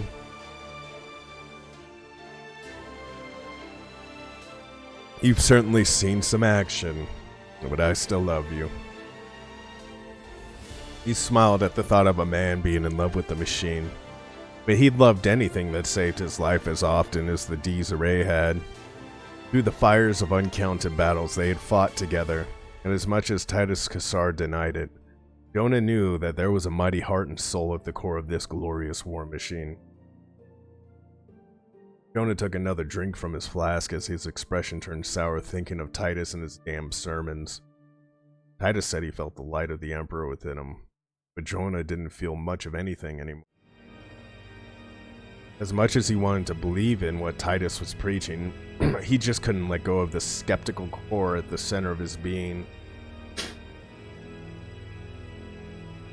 To believe in things that weren't there, that couldn't be seen or felt. Titus called it faith, but Jonah was a man who needed to believe in what was real, what could be touched and experienced. Princeps Turnet would discharge him from the crew Daisy Ray if he knew he attended prayer meetings back on Davin, and the thought of spending the rest of the crusade as a menial denied forever the thrill of commanding the finest war machine ever to come from the forges of Mars sent a cold shiver down his spine. Every few days, Titus would ask him to come to another prayer meetings. And the times he said yes, they would furtively make their way to some forsaken part of the ship to listen to passages read from the Lucidio Diviantis. Each time he would sweat the journey back for fear of discovery and the court-martial that would no doubt follow. Jonah had been a career Titan cruiseman since the day he'd first set foot aboard the inaugural posting, a warhound Titan called the Venator. And he knew that if it came down to a choice, he would choose the Daisy Ray over the Lucidio Diviantis every time. But still, the thought that Titus might be right continued to nag at him. He leaned back against the Titan's leg, sliding down until he was sitting on his haunches with his knees drawn up to his chest. "Faith," he whispered. "You can't earn it, and you can't buy it. Where then do I find it?" "Well," said a voice behind and above him, "you can start by putting that flask away and coming with me." Jonah looked and saw Titus Cassar, resplendent as always in his parade-ready uniform, standing in the arched entrance of the Titan's leg bastions. "Titus," said Jonah, hurriedly stuffing his hip flask back into his jacket. "What's up?" "We have to go," said Titus urgently. "The Saint is in danger." Maggard stalked along the shadowed companionways of the vengeful spirit at a brisk pace, marching at double time with the vigor of a man on his way to a welcome rendezvous. His hulking form had been steadily growing over the last few months, as though he were afflicted with some kind of hideous form of rapid gigantism. But the procedures the War Master's apothecaries were performing on his frame were anything but hideous. His body was changing, growing and transforming beyond anything the crude surgeries of House Carpernus had ever imagined. Already he could feel the new organs within him reshaping his flesh and bone into something greater than he could have ever imagined, and this was just the beginning. His Carillion blade was unsheathed, shimmering with a strange glow in the dim light of the corridor. He wore fresh white robes, his enlarging physique already too massive for his armor. Legion artificers stood ready to reshape it once his flesh had settled into its new form. He missed the reassuring solidity enclosing him. Like him, his armor would be born anew, forged into something worthy of the War Master and his chosen warriors. Maggard knew he was not ready for such inclusion, but he had already carved himself a niche within the Sons of Horus. He walked where the Astartes could not, acted where they could not be seen to act, and spilled blood where they needed to be seen as makers. It required a special kind of man to do such work, efficiently and conscience-free, and Maggard was perfectly suited to a new role. He killed hundreds of people at the behest of House Capernus, and many more than that before he had been captured by them. These poor, messy killings compared to the death he now carried. He remembered the sense of magnificence beginnings when Malgahurs had tasked him with the death of Ignis Carcassi. Maggard had jammed the barrel of his pistol under the poet's quivering jaw and blown his brains over of his cramped room before letting the generously fleshed body crash to the floor in a flurry of bloody papers. Why Malgahurs had requested Carcassi's death did not concern Maggard. The Equerry spoke with the voice of Horus, and when Maggard pledged his undying loyalty to the War Master on the battlefield of Davin when he offered him his sword. Later, whether in reward or as part of the ongoing designs, the War Master had killed his former mistress, Pertinella Vivar, and for that, Maggard was forever in debt. Whatever the War Master desired, Maggard would move heaven or hell to see it done. Now he had been ordered to do something wondrous. Now he was going to kill a saint. Cinnamon beat his middle finger against his chin in a nervous tattoo as he tried to look as if he belonged in this part of the ship. Deck crew in orange jumpsuits and ordnance officers in yellow jackets threaded past him as he waited his accomplices in this endeavor. He clutched the chit to the guard had given him tightly, as though it were some kind of talisman that would protect him if someone challenged him. Come on, he whispered. Where are you? It had been a risk contacting Titus Cassar, but he had no one else to turn to. Mercedes did not believe in the Lucidio Deviantis, and in truth he wasn't sure he did yet. But he knew that whatever, or whoever had sent him the vision of Euphrates Keeler, had meant him to act upon it. Likewise, Garviel Loken was out of the question, for it was certain that his movements would not escape notice. Iterator hissed a voice from beside him, and Cinderman almost cried aloud in surprise. Titus Cassar stood beside him, an earnest expression creasing his slender face. Another man stood behind him, similarly uniformed in the dark blue of the Titan crewmen. Titus, breathed Cinderman relief. I wasn't sure you'd be able to come. We don't have long before Princep Turnip notices we are not at our post, but your communication said the saint was in danger. She is, confirmed Cinderman. Grave danger. How do you know? Asked the second man.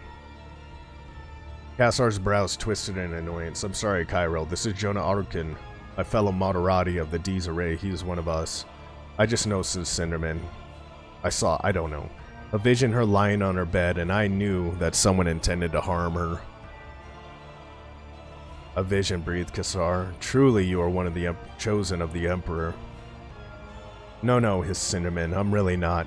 Now come on, we don't have time for this. We have to go now. Where? Asked Jonah. The Medicaid deck, said Cinderman, holding up his chit. We have to get to the Medicaid deck. The surface of the shimmering globe above Horus resolved in continents and oceans, overlaid with traces of geophysical features, plains, forests, seas, mountain ranges, and cities. Horus held his arms up as if supporting the globe from below, like some titan from the ancient myths of old Earth. This is Istvan III, he repeated. A world brought into compliance 13 years ago by the 27th Expeditionary Force of our brother Korax. He wasn't up for the job, snorted Angron. Horus shot Angron a dangerous look. There was some resistance, yes. The last elements of the aggressive faction were destroyed by the Raven Guard at the Reedarth Valley. The battle site flared red on the globe, nestled among the mountain ranges of Istvan III's northern continents. The Remembrance Order was not yet foisted upon us by the Council of the Terra, but a substantial civilian contingent was left behind to begin integration with the Imperial Truth. And are we to assume that truth didn't take? Asked Eidolon. Mortarion, prompted Horus, gesturing to his brother Primarch. 4 months ago, the Death Guard received a distress signal from Istvan III, said Mortarion.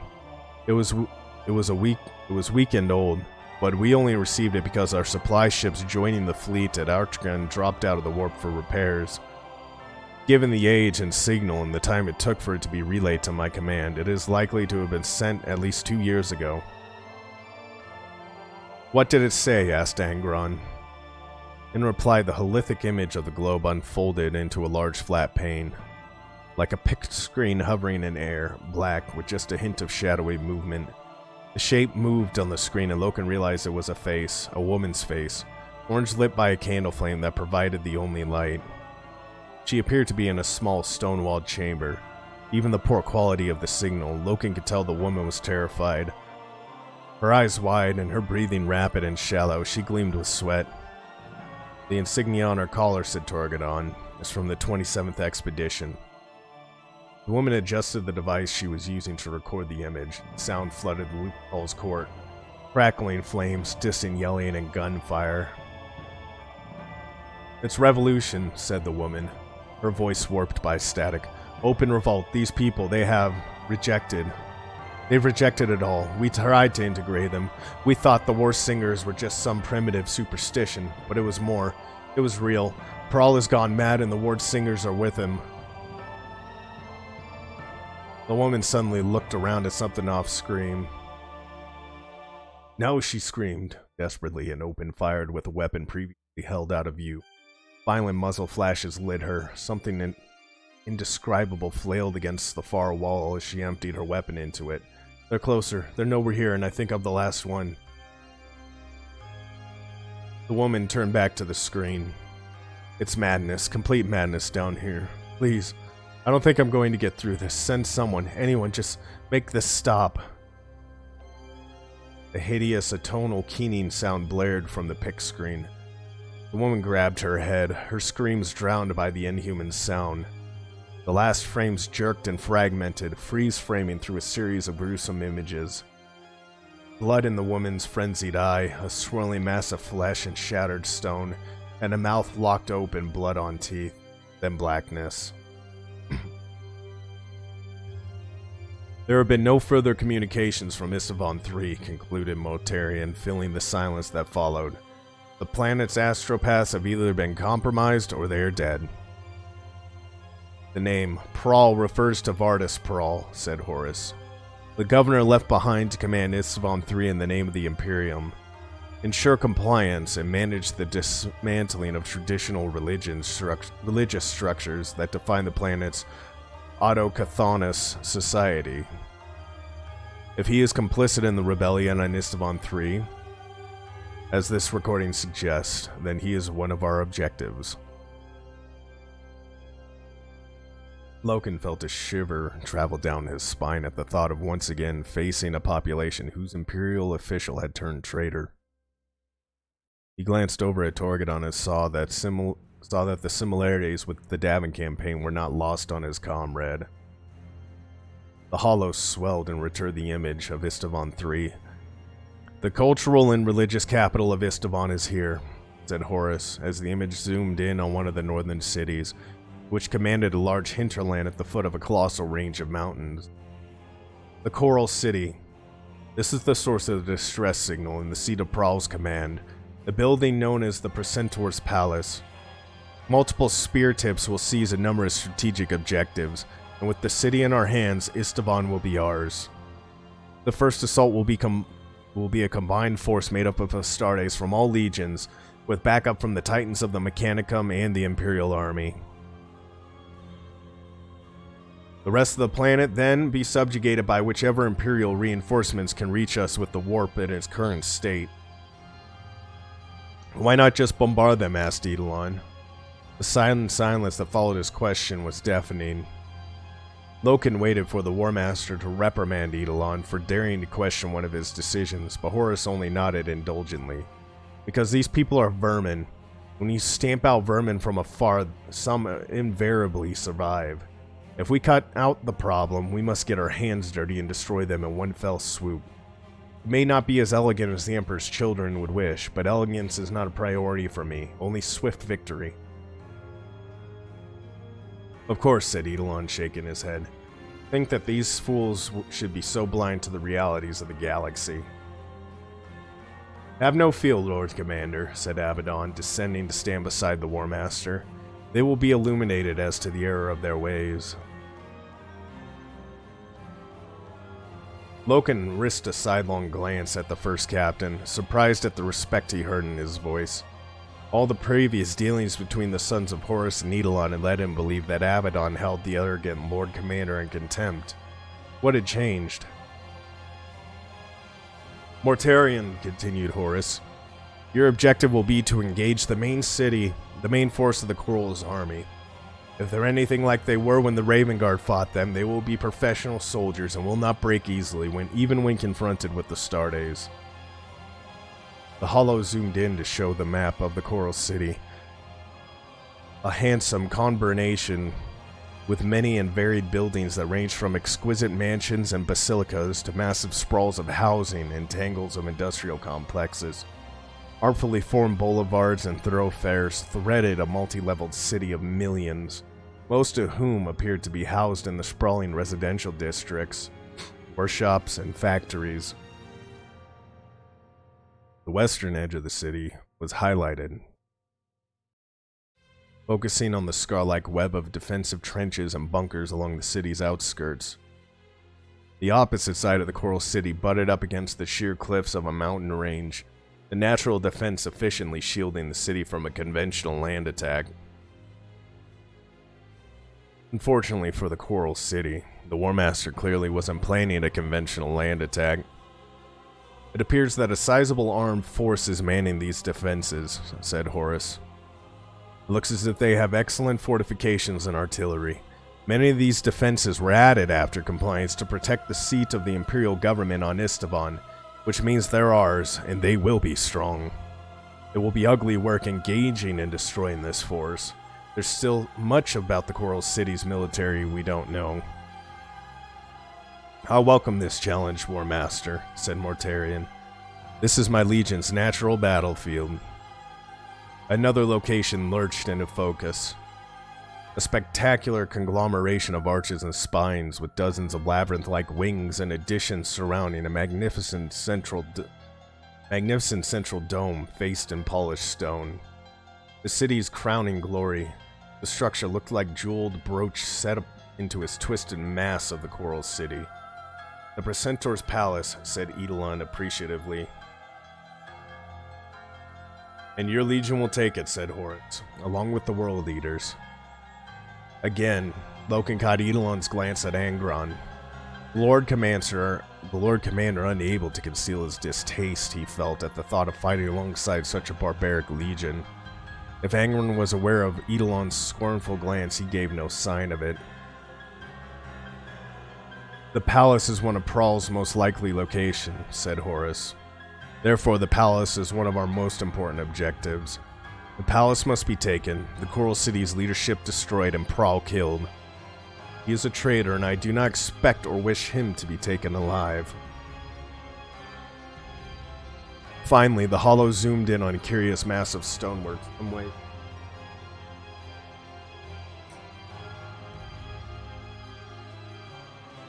The Loken's untutored eye. It looked like a collection of church spires or temples, sacred buildings heaped one on top of another. This is the Siren Hold, and my sons of Horus will lead the attack on it, said Horus. Coral City's revolt appears to be religious in nature, and Siren Hold was the spiritual heart of the city. According to Carax's reports, this was the seat of the old pagan religion that was supposed to have been dismantled. It is presumed that it still exists and that the leadership of the religion will be found here. This is another likely location for Vardis Pral, so again, I do not require prisoners, only destruction.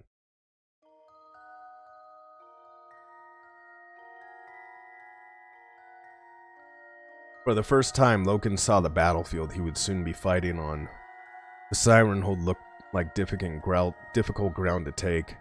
Massive complicated structures creating a confusing multi-leveled warren with plenty of places to hide. Dangerous ground.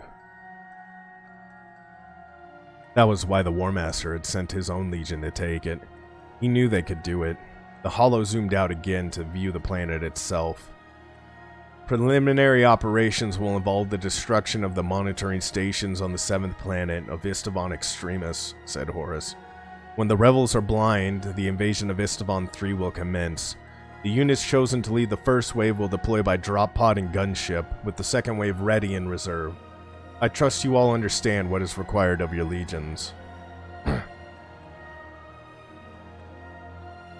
only have one question, War Master, said Angron. Speak, said Horus. Why do we plan this attack with such precision when a single massive strike will do the job just as well? You object to my plans, Angron? Horus asked carefully. Of course I object. We have 4 legions, titans, and starships at our disposal. And this is just one city. We should hit with everything we have and slaughter them in the streets. Then we will see how many on this planet have the stomach to rebel. But no, you would have us kill them one by one and pick off their leaders as if we're here to preserve this world. Rebellion is in the people, Horus. Kill the people and the rebellion ends. Lord Angron, said Edelon. Speak out of turn. Hold your tongue in the presence of your betters, snarled Angron. I know what you Emperor's children think of us, but you mistake our directness for stupidity. Speak to me again without my consent, and I will kill you. Angron! Horus's voice cut through the building tension, and the Primarch of the World Eaters turned his murderous attention away from Edelon.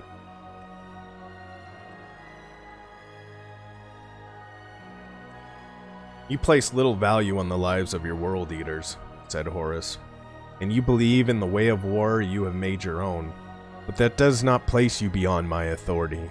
I am the War Master, the commander of everyone and everything that falls under the aegis of the Great Crusade. Your legion will deploy according to orders I have given you. Is that clear? Angron nodded curtly as Horus turned to Edelon. Lord Commander Edelon, you are not among equals here. Your presence in this war council is dependent upon my good graces, which will be rapidly worn thin should you conduct yourself as if Fulgrim was here to nursemaid you. Edelon quickly recovered his composure. Of course, my War Master, I meant no disrespect. I ensure that my legion is prepared for the assault on Istavon Extremis and the capture of the Precentor's palace. Horus switched his gaze to Angron, who grunted in assent. World leaders will be ready, War Master, said Karn. When this conclave is at an end, said Horus, return to your legions and make ready for war.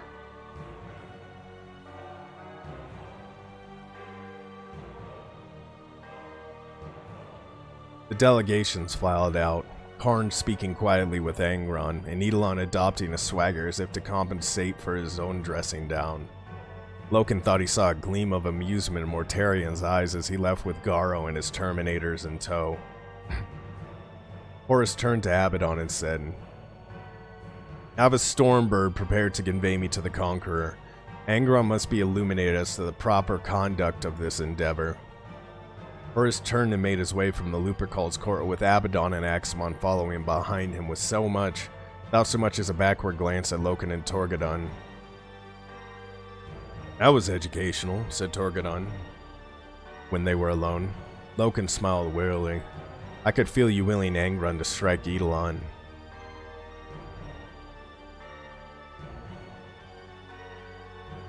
Torgadon laughed, remembering when he and Edelon had almost come to blows when they had first met on the surface of murder. If only we could join the War Master on the Conqueror, said Torgadon. Now that would be something worth seeing. Horus illuminating Angron. What would they talk about? What indeed, agreed Loken.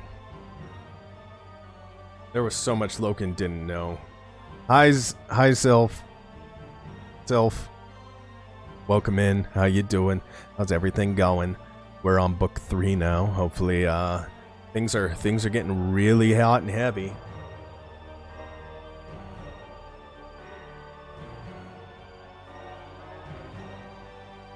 Welcome in. Welcome back.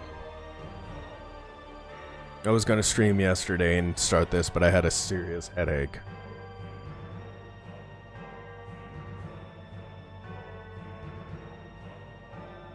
Hopefully your weekend went well. There's so much Loken didn't know, but as he pondered his unhappy ignorance, he remembered the last thing Cairo Cinderman had shouted to him as he was led away by Malgahur's soldiers. Tarek, we have to prepare for battle, so I want you to get everyone ready. It's going to be a hard fight on Istvan 3. I know, said Torgadon. The Siren Hold, what a bloody shambles. This is what happens when you give people a god to believe in. Give Thippus up to speed as well. If we're attacking the Siren Hold, I want Makasta with us. Of course, Nart and Torgadon. Sometimes I think you and Nero are the only people I can trust anymore. What are you going to be doing? I have some reading to catch up on, said Loken. I'll just watch your YouTube audio. I have lots of books to go through. Not a problem. I do upload these VODs to YouTube. I figure my YouTube channel is just primarily going to be me reading of the Horus Heresy. Oh, we're almost 100 pages in. It's good. The book is getting good and juicy. It's juicy. I have lots of books to go through. Yep, I went through my Kindle and my Kindle app here on my PC. I have all 54 books primed in order and ready to go. Oh yes. I'm currently listening to Blood Meridian by Cormac McCarthy. I know Cormac McCarthy. I have not read the Blood Meridian. I have not. And I'm sure the VODs, when it comes to like moments like this, people are probably like, who the hell is he talking to? Because I don't have a chat box actively scrolling on my stream. That's why they should come over to the Twitch and check it out sometimes, you know? Saying. It's good. I'm gonna add that to my reading list. I got reading list. I'm adding that to my reading list. I have Blood Meridian. Blood Meridian.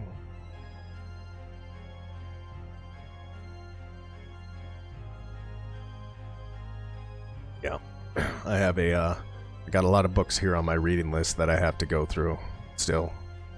So, there's that. We have made it through chapter 4. Oh, it's Monday. I got to make phone calls and pay bills, so I think we're going to get through chapter 4, and then we're going to end stream. And then I'm going to do my adult thing and make phone calls to pay bills. Be warned though, it's not for the faint of heart. I am reading the Horus Heresy. I don't have a faint heart.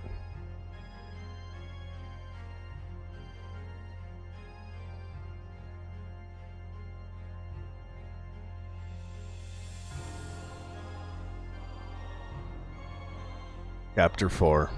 Sacrifice. A single moment. Keep her safe. Wherever Erebus walked, shadows followed in his wake. Flickering whispers were his constant companions, invisible creatures that lurked just beyond sight and ghosted in his shadow. The whispers flitted from Erebus and gathered in the shadowed corners of the chamber. A stone wall lodge built in the image of the temple room of the Delphos where Ashgab had cut his throat. Deep in the heart of the vengeful spirit, the lodge temple was low, close, and hot, lit by a crackling fire that burned in a pit in the middle of the room. Flames threw leaping shapes across the walls. My War Master, said Erebus, we are prepared. Good, replied the War Master. It has cost us a great deal to reach this point, Erebus. For all our sakes, it had better be worth it, but mostly for yours. It will be, War Master, assured Erebus, paying no heed to the threat. Our allies are keen to finally speak to you directly. Erebus stooped to stare into the fire, the flames reflecting from his shaven, tattooed head and in the metal trim of his armor. As confident as he sounded, he allowed himself a moment of pause. Dealing with creatures from the warp was never straightforward, and should he fail meet the War Master's expectations, then his life would be forfeit. The War Master's presence filled the lodge. Armored as he was in a magnificent suit of obsidian Terminator armor gifted to him by the Fabricator General himself, sent from Mars to cement the alliance between Horus and the Mechanicum of Mars.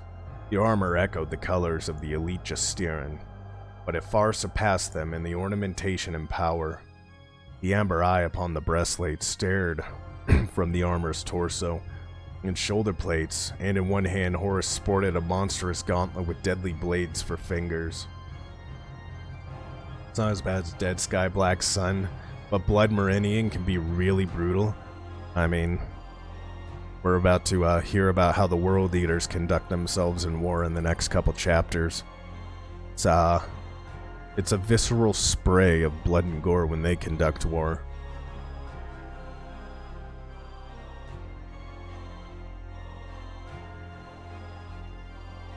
Erebus lifted a book from beside the fire and rose to his feet, reverently turning the ancient pages until he came to the complex illustrations of interlocking symbols. We are ready. I can begin once the sacrifice is made.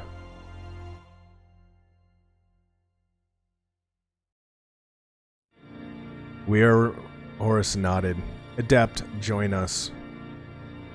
Moments later, the bent and robed form of the Adept Regulus entered the warrior's lodge. The representatives of the Mechanicum was almost completely mechanized, as was common among the higher echelons of his order. Beneath his robes, his body was fashioned from gleaming bronze, steel, and cables. Only his face showed, if it could be called a face, with large augmatic eyepieces and a vocabulator unit that allowed the adept to communicate. Regulus led the ghostly figure of Ingmei Singh, her steps fearful and her hands flitting as if swatting at a swarm of flies. "This is unorthodox," said Regulus, his voice like steel wire on the nerves.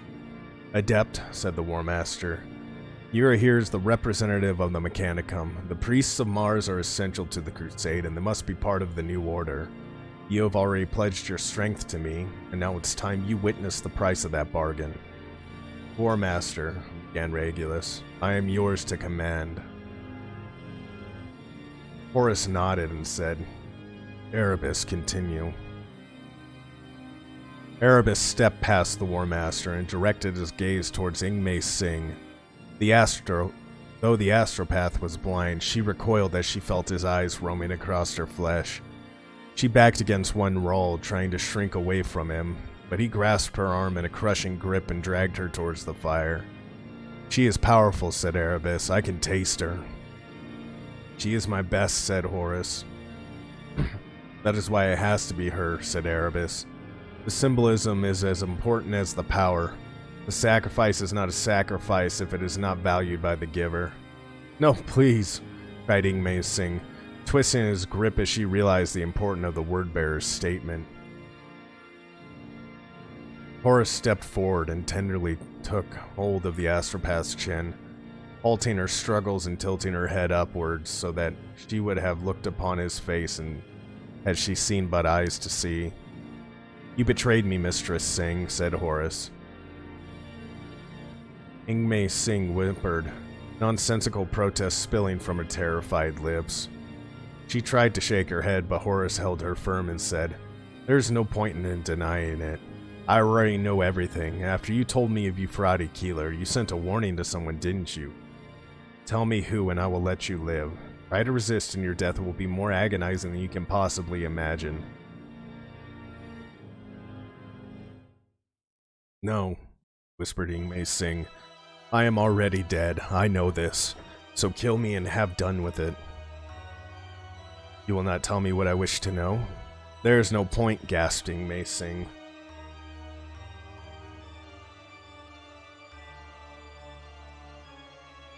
Shit, my phone just freaked out, sorry.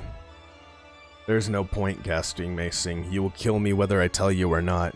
You may have the power to conceal your lies, but your serpent does not." Erebus watched as Horus nodded slowly to himself, as if reluctantly reaching a decision. "Then we have no more to say to one another," said Horus sadly, drawing back his arm. He rammed his clawed gauntlet through her chest, and the blades tearing through her heart and lungs and ripping from her back in a spray of red.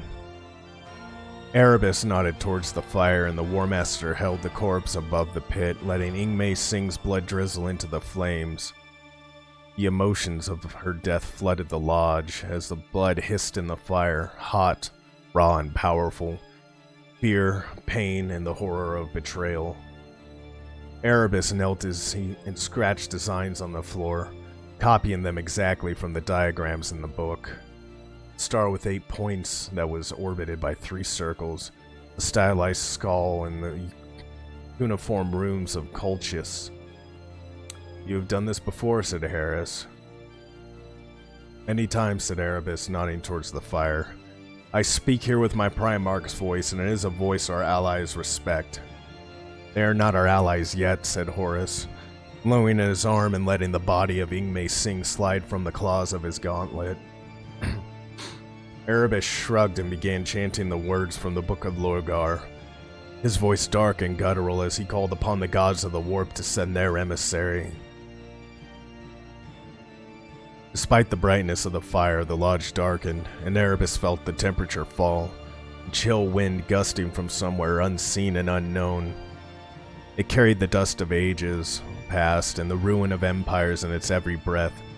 An ageless eternity was born upon an unnatural zephyr. "Is this supposed to happen?" asked Regulus. Erebus nodded and smiled without answering as the air grew icy, the whispers gibbering in unreasoning fear as they felt the arrival of something ancient and terrible. Shadows gathered in the corner of the room, although no light shone to cast them. An erasing whip of malicious laughter spiraled around the chamber. Regulus spun on hissing bearings as he sought to identify the source of the sound, his ocular implants whirring as they struggled to find and focus in the darkness. Frost gathered on the struts and pipes high above them. Horus stood unmoving as the shadows of the chamber hissed and spat. A chorus of voices came from everywhere and nowhere. "You are the one your kind calls War Master." Erebus nodded as Horus looked over at him. "I am," said Horus, "War Master of the Great Crusade. To whom do I speak?" "I am Sarkel," said the voice, "Lord of the Shadows." The 3 of them made their way swiftly through the decks of the Vengeful Spirit, down towards the tiled environment of the Medicaid deck. Cinderman kept the pace as brisk as he could, his sharp breaths as painful as they hurried to save the Saint from whatever fate awaited her. "What do you expect to find when we reach the Saint Iterator?" asked Jonah, his nervous hands fingering the catch on his pistol holster. Cinderman thought of the small Medicaid cell where Mercedes Oleton had stood vigil over you Friday and wanted the same thing. "I don't know exactly," he said. "I just know we have to help. I just hope a frail old man and our pistols are up to the job." "What do you mean?" asked Cinderman as they descended a wide screw stair led deeper into the ship. "Well, I just wonder how you plan to fight the kind of danger that could threaten a Saint. I mean, whatever it is must be pretty damn dangerous, yes?" Cinderman paused in his descent, and as much to catch his breath as to answer Arkin. "Whoever sent me that warning honestly thinks I can help," he said. "And that's enough for you?" asked Jonah. "Jonah, leave him alone," cautioned Titus Cassar. "Oh, damn it, I won't," said Arkin. "This is serious. We could all get in real trouble. I mean, this Kilo woman, she's supposed to be saintly, yes? And why doesn't the power of the Emperor save her? Why does he need us?" "The Emperor works through his faithful servants," Jonah explained Titus. "It is not simply enough to simply believe and wait divine intervention to sweep down from the heavens and set the worlds right. The Emperor has shown us the path, and it is up to us to seize his chance to do his will." Cinderman watched the exchange between the 2 crewmen, his anxiety growing with every second that passed. "I don't know if I can do this, Titus," said Orokin, "not without some proof that you are doing the right thing." "We are," Jonah pressed Titus. "You must trust that the Emperor has a plan for you." The Emperor may or may not have a plan for me, but I sure as hell do, snapped Arukin. I want to command of a Titan. That's not going to happen if we get caught doing something stupid. Please, cut in Cinderman, his chest hurting with worry for the Saint. We have to go. Something terrible is coming to harm her, and we have to stop it. I can think of no more compelling argument than that. I'm sorry, you'll just have to trust me. Why should I? Asked Arukin, giving me no reason to. I don't even know why I'm here. Listen to me, Mr. Arukin, said Cinderman earnestly. When you live as long and complex a life as I have, you learn that it always comes down to a single moment, a moment in which a man finds out, once and for all, who he really is. This is that moment, Mr. Arukin. Will this be a moment you are proud to look back on, or will it be one you regret for the rest of your life? The Titan crewman shared a glance, and eventually Arukin sighed and said, I need my head looked at for this, but alright, let's go save the day. A palpable sense of relief flooded through Cinderman, and the pain in his chest eased. I'm proud of you, Mr. Arukin, he said, and I thank you. Your aid is most welcome. Thank me when we save this saint of yours, said Arukin, setting off down the stairs.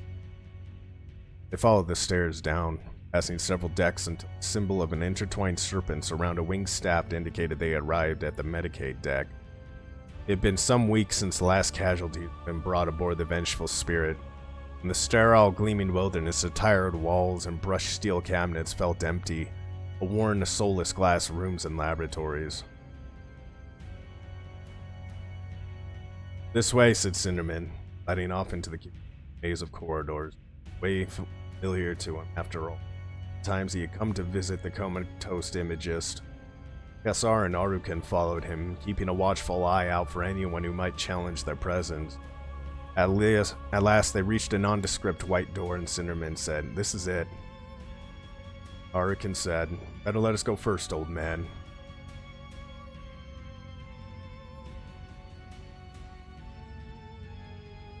Cinderman nodded and backed away from the door, pressing his hands over his ears as the two Titan crewmen unholstered their pistols. Arukin crouched low and backed to the door, nodded Kassar, who pressed the release panel. The door slid aside and Arukin spun through with his pistol extended. Kassar was a second behind him, his pistol tracking left to right for targets.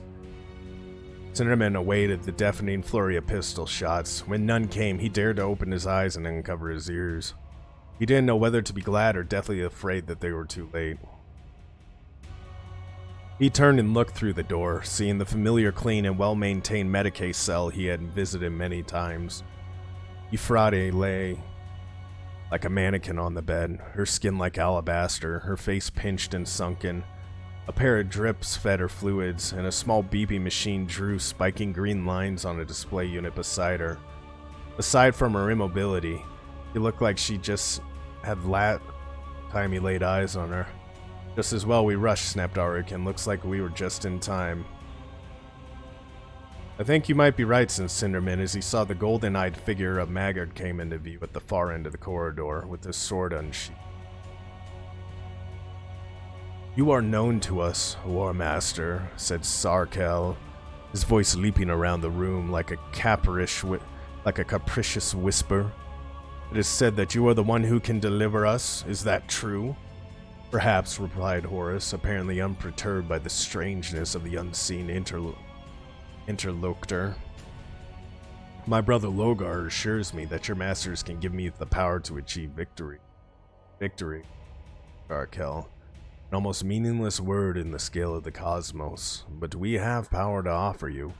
No army will stand before you, no power of mortal man will lay you low, and no ambition will be denied you. Swear yourself to us. Just words, said Horus. Show me something tangible. Power, hissed Sarkel. Sound rippling around Horus like a slithering snake. The warp brings power. There's nothing beyond the reach of the gods of the war. Gods, replied Horus. You waste your time throwing around such words.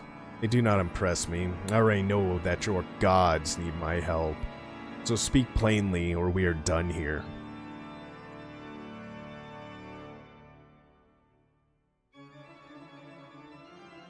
Your Emperor, replied Sarkel for a fleeting moment.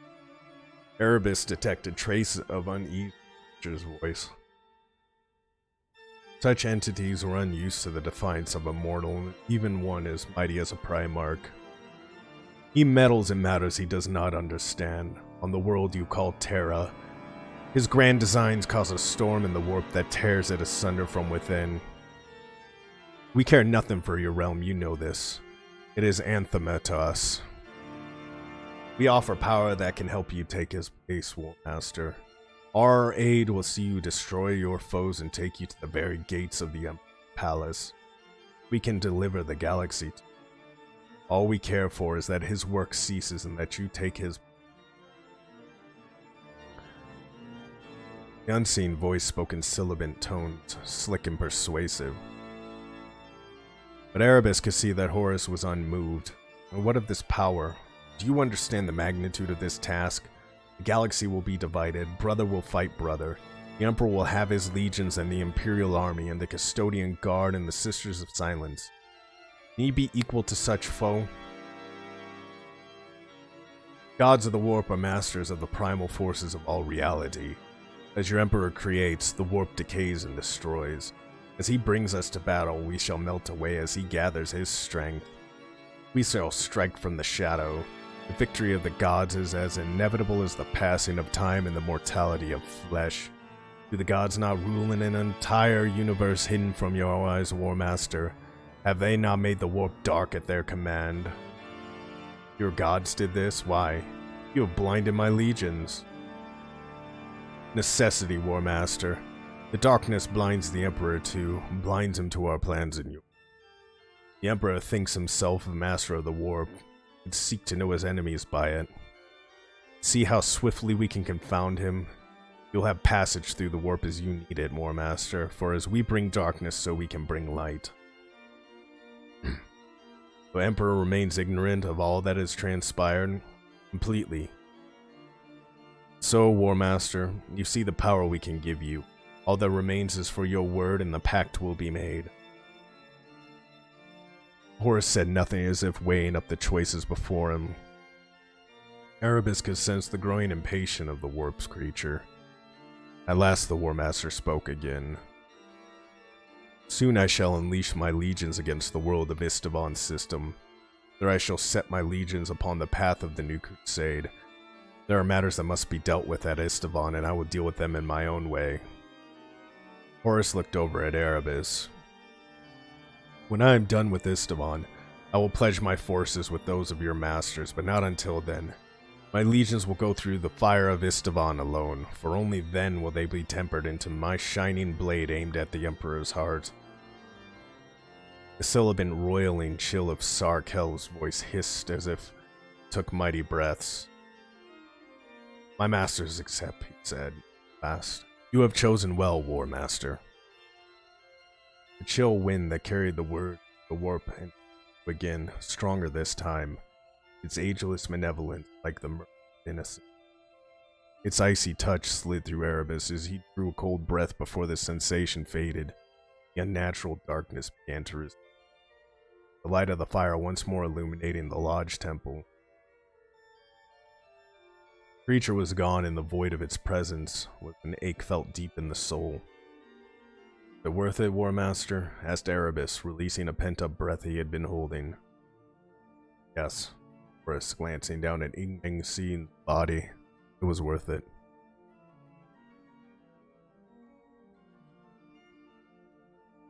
The War Master turned to Regulus and said, Adept, I wish the Fabricator General to be made aware of this. I cannot contact him directly. We'll take a fast ship and make for Mars. What this creature says is true. A good time. Helbor Howl is to purge his order and make ready for its part in my new crusade. Tell him that I shall contact him when the time comes and that I expect the Mechanicum to be united. Of course, War Master, your will be done. Waste no time, Adept. Go. Regulus turned to leave and Erebus said, We have waited long time for this day. Lorgar will be exultant. Lorgar has his own battles to fight, Erebus, replied Horus sharply. As do you. Begin making your preparations now. All this will be for nothing if Golemon's Legion is allowed to intervene. Save your celebrations for when I sit upon the throne of Terra. Cinderman felt his heart lurch in his chest at the sight of Pertinella's bodyguard coming towards them. Man's every step was like death approaching, and Cinderman cursed himself for having taken so long to get here. Tardiness had killed the saint and would probably see them all dead as well. Jonah's Arcan eyes widened as he saw the massive form of the Saint Killer approaching. He turned quickly and said, "Titus, grab her now." "What?" asked Kassar. "He's hooked up to those machines. We can't just..." "Don't argue with me, Araucan. Just do it. We've got company. Bad company." Araucan turned back to Cinderman and hissed, "Well, Iterator, is this the single moment you were talking about where we find out who we really are? If it is, I'm already regretting helping you."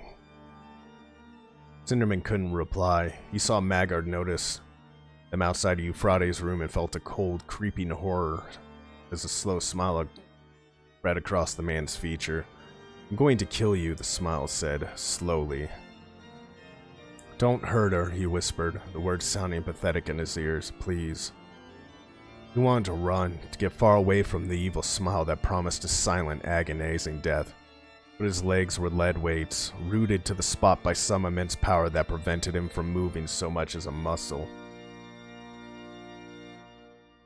Jonah Araucan slid from the Medicae cell with Titus Kassar behind him, the recumbent form of Euphrates in his arms. Dripping tubes dangled from her arms, and Cinderman found his gaze unaccountably drawn back to the droplets as they swelled at the ends of the plastic tubes before breaking free and plummeting to the deck in the splash of crowns of saline. Araucan held his pistol out before him, aimed at Maggard's head. "Don't come any closer," he warned. Maggard didn't even slow down, and the same deathly smile shone at Jonah Araucan. With Euphrates still in his arms, Titus Kassar backed away from the relentlessly approaching killer. "Come on, damn it," he hissed. "Let's go." Araucan shoved Cinderman after Kassar, and suddenly the spell of immobility that held him rooted to the spot was broken. Maggard was less than 10 paces from them, and Cinderman knew that he could not hope to escape without bloodshed. "Shoot him," shouted Kassar. "What?" said Araucan, throwing his fellow crewman a desperate glance. "Hey, smug." "Shoot him," repeated Kassar. "Kill him before he kills us." Jonah Araucan tore his gaze back to the approaching Maggard and nodded, pulling the trigger twice in quick succession. The noise was deafening, and the corridor was filled with a blinding light and careening echoes. Tiles shattered and exploded as Araucan's bullets cratered the wall behind where Maggard had been standing.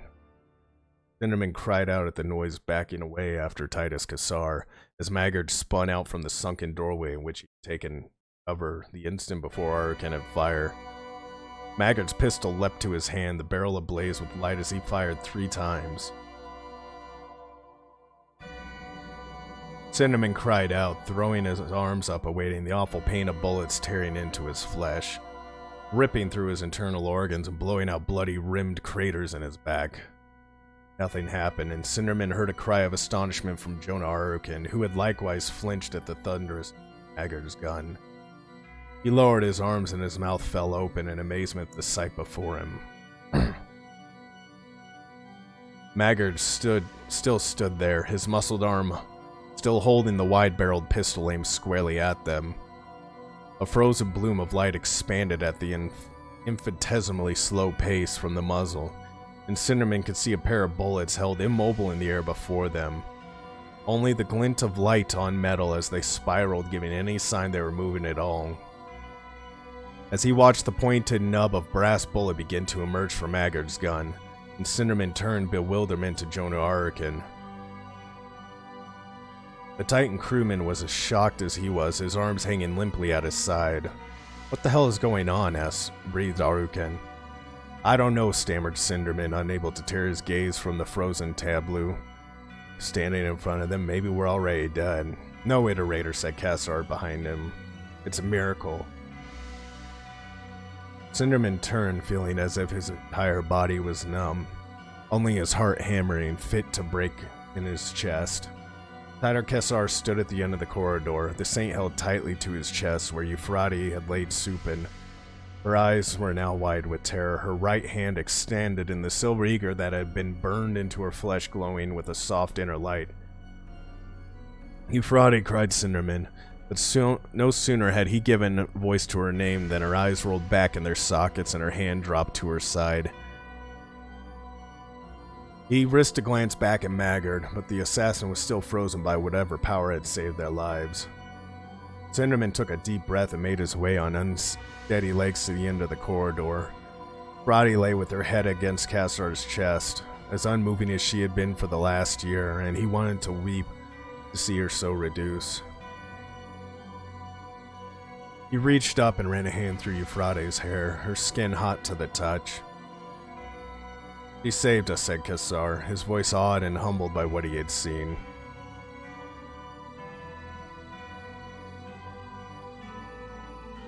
Jonah Arkin joined them, alternating between casting fearful looks at Maggard and Euphrates. He kept his pistol trained on Maggard and said, "What do we do with him?" Cinderman looked back at the monstrous assassin and said, "Leave him. I will not have his death on the Saint's hands. What kind of beginning would it be for the Lucidio? The Saint's first act is to kill. We are to found a new church in the name of the Emperor. It will be one of forgiveness, not bloodshed." "Are you sure?" asked Aruken. "He will come after us again." "Then we will keep her safe from him," said Cassar. "The Lucidio Diviantis has friends aboard the Vengeful Spirit, and we can hide her until she recovers. Iterator, do you agree?" "Yes, that's what we do," nodded Cinderman. "Hide her. Keep her safe."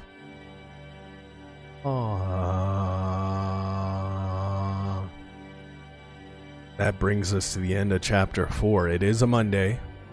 I do have bills I have to go pay, so regrettably, I am going to have to end this stream so far. What do y'all think? What are y'all thinking about it so far? Very, very grim starting. It's called Galaxy in Flames for the reason. I have to move some money out of my savings to my checking, so that way I can make the phone calls and pay the bills. It's going to be a very strict month for my budget. A very, very strict month. An extremely strict month for my budget. An extremely strict month.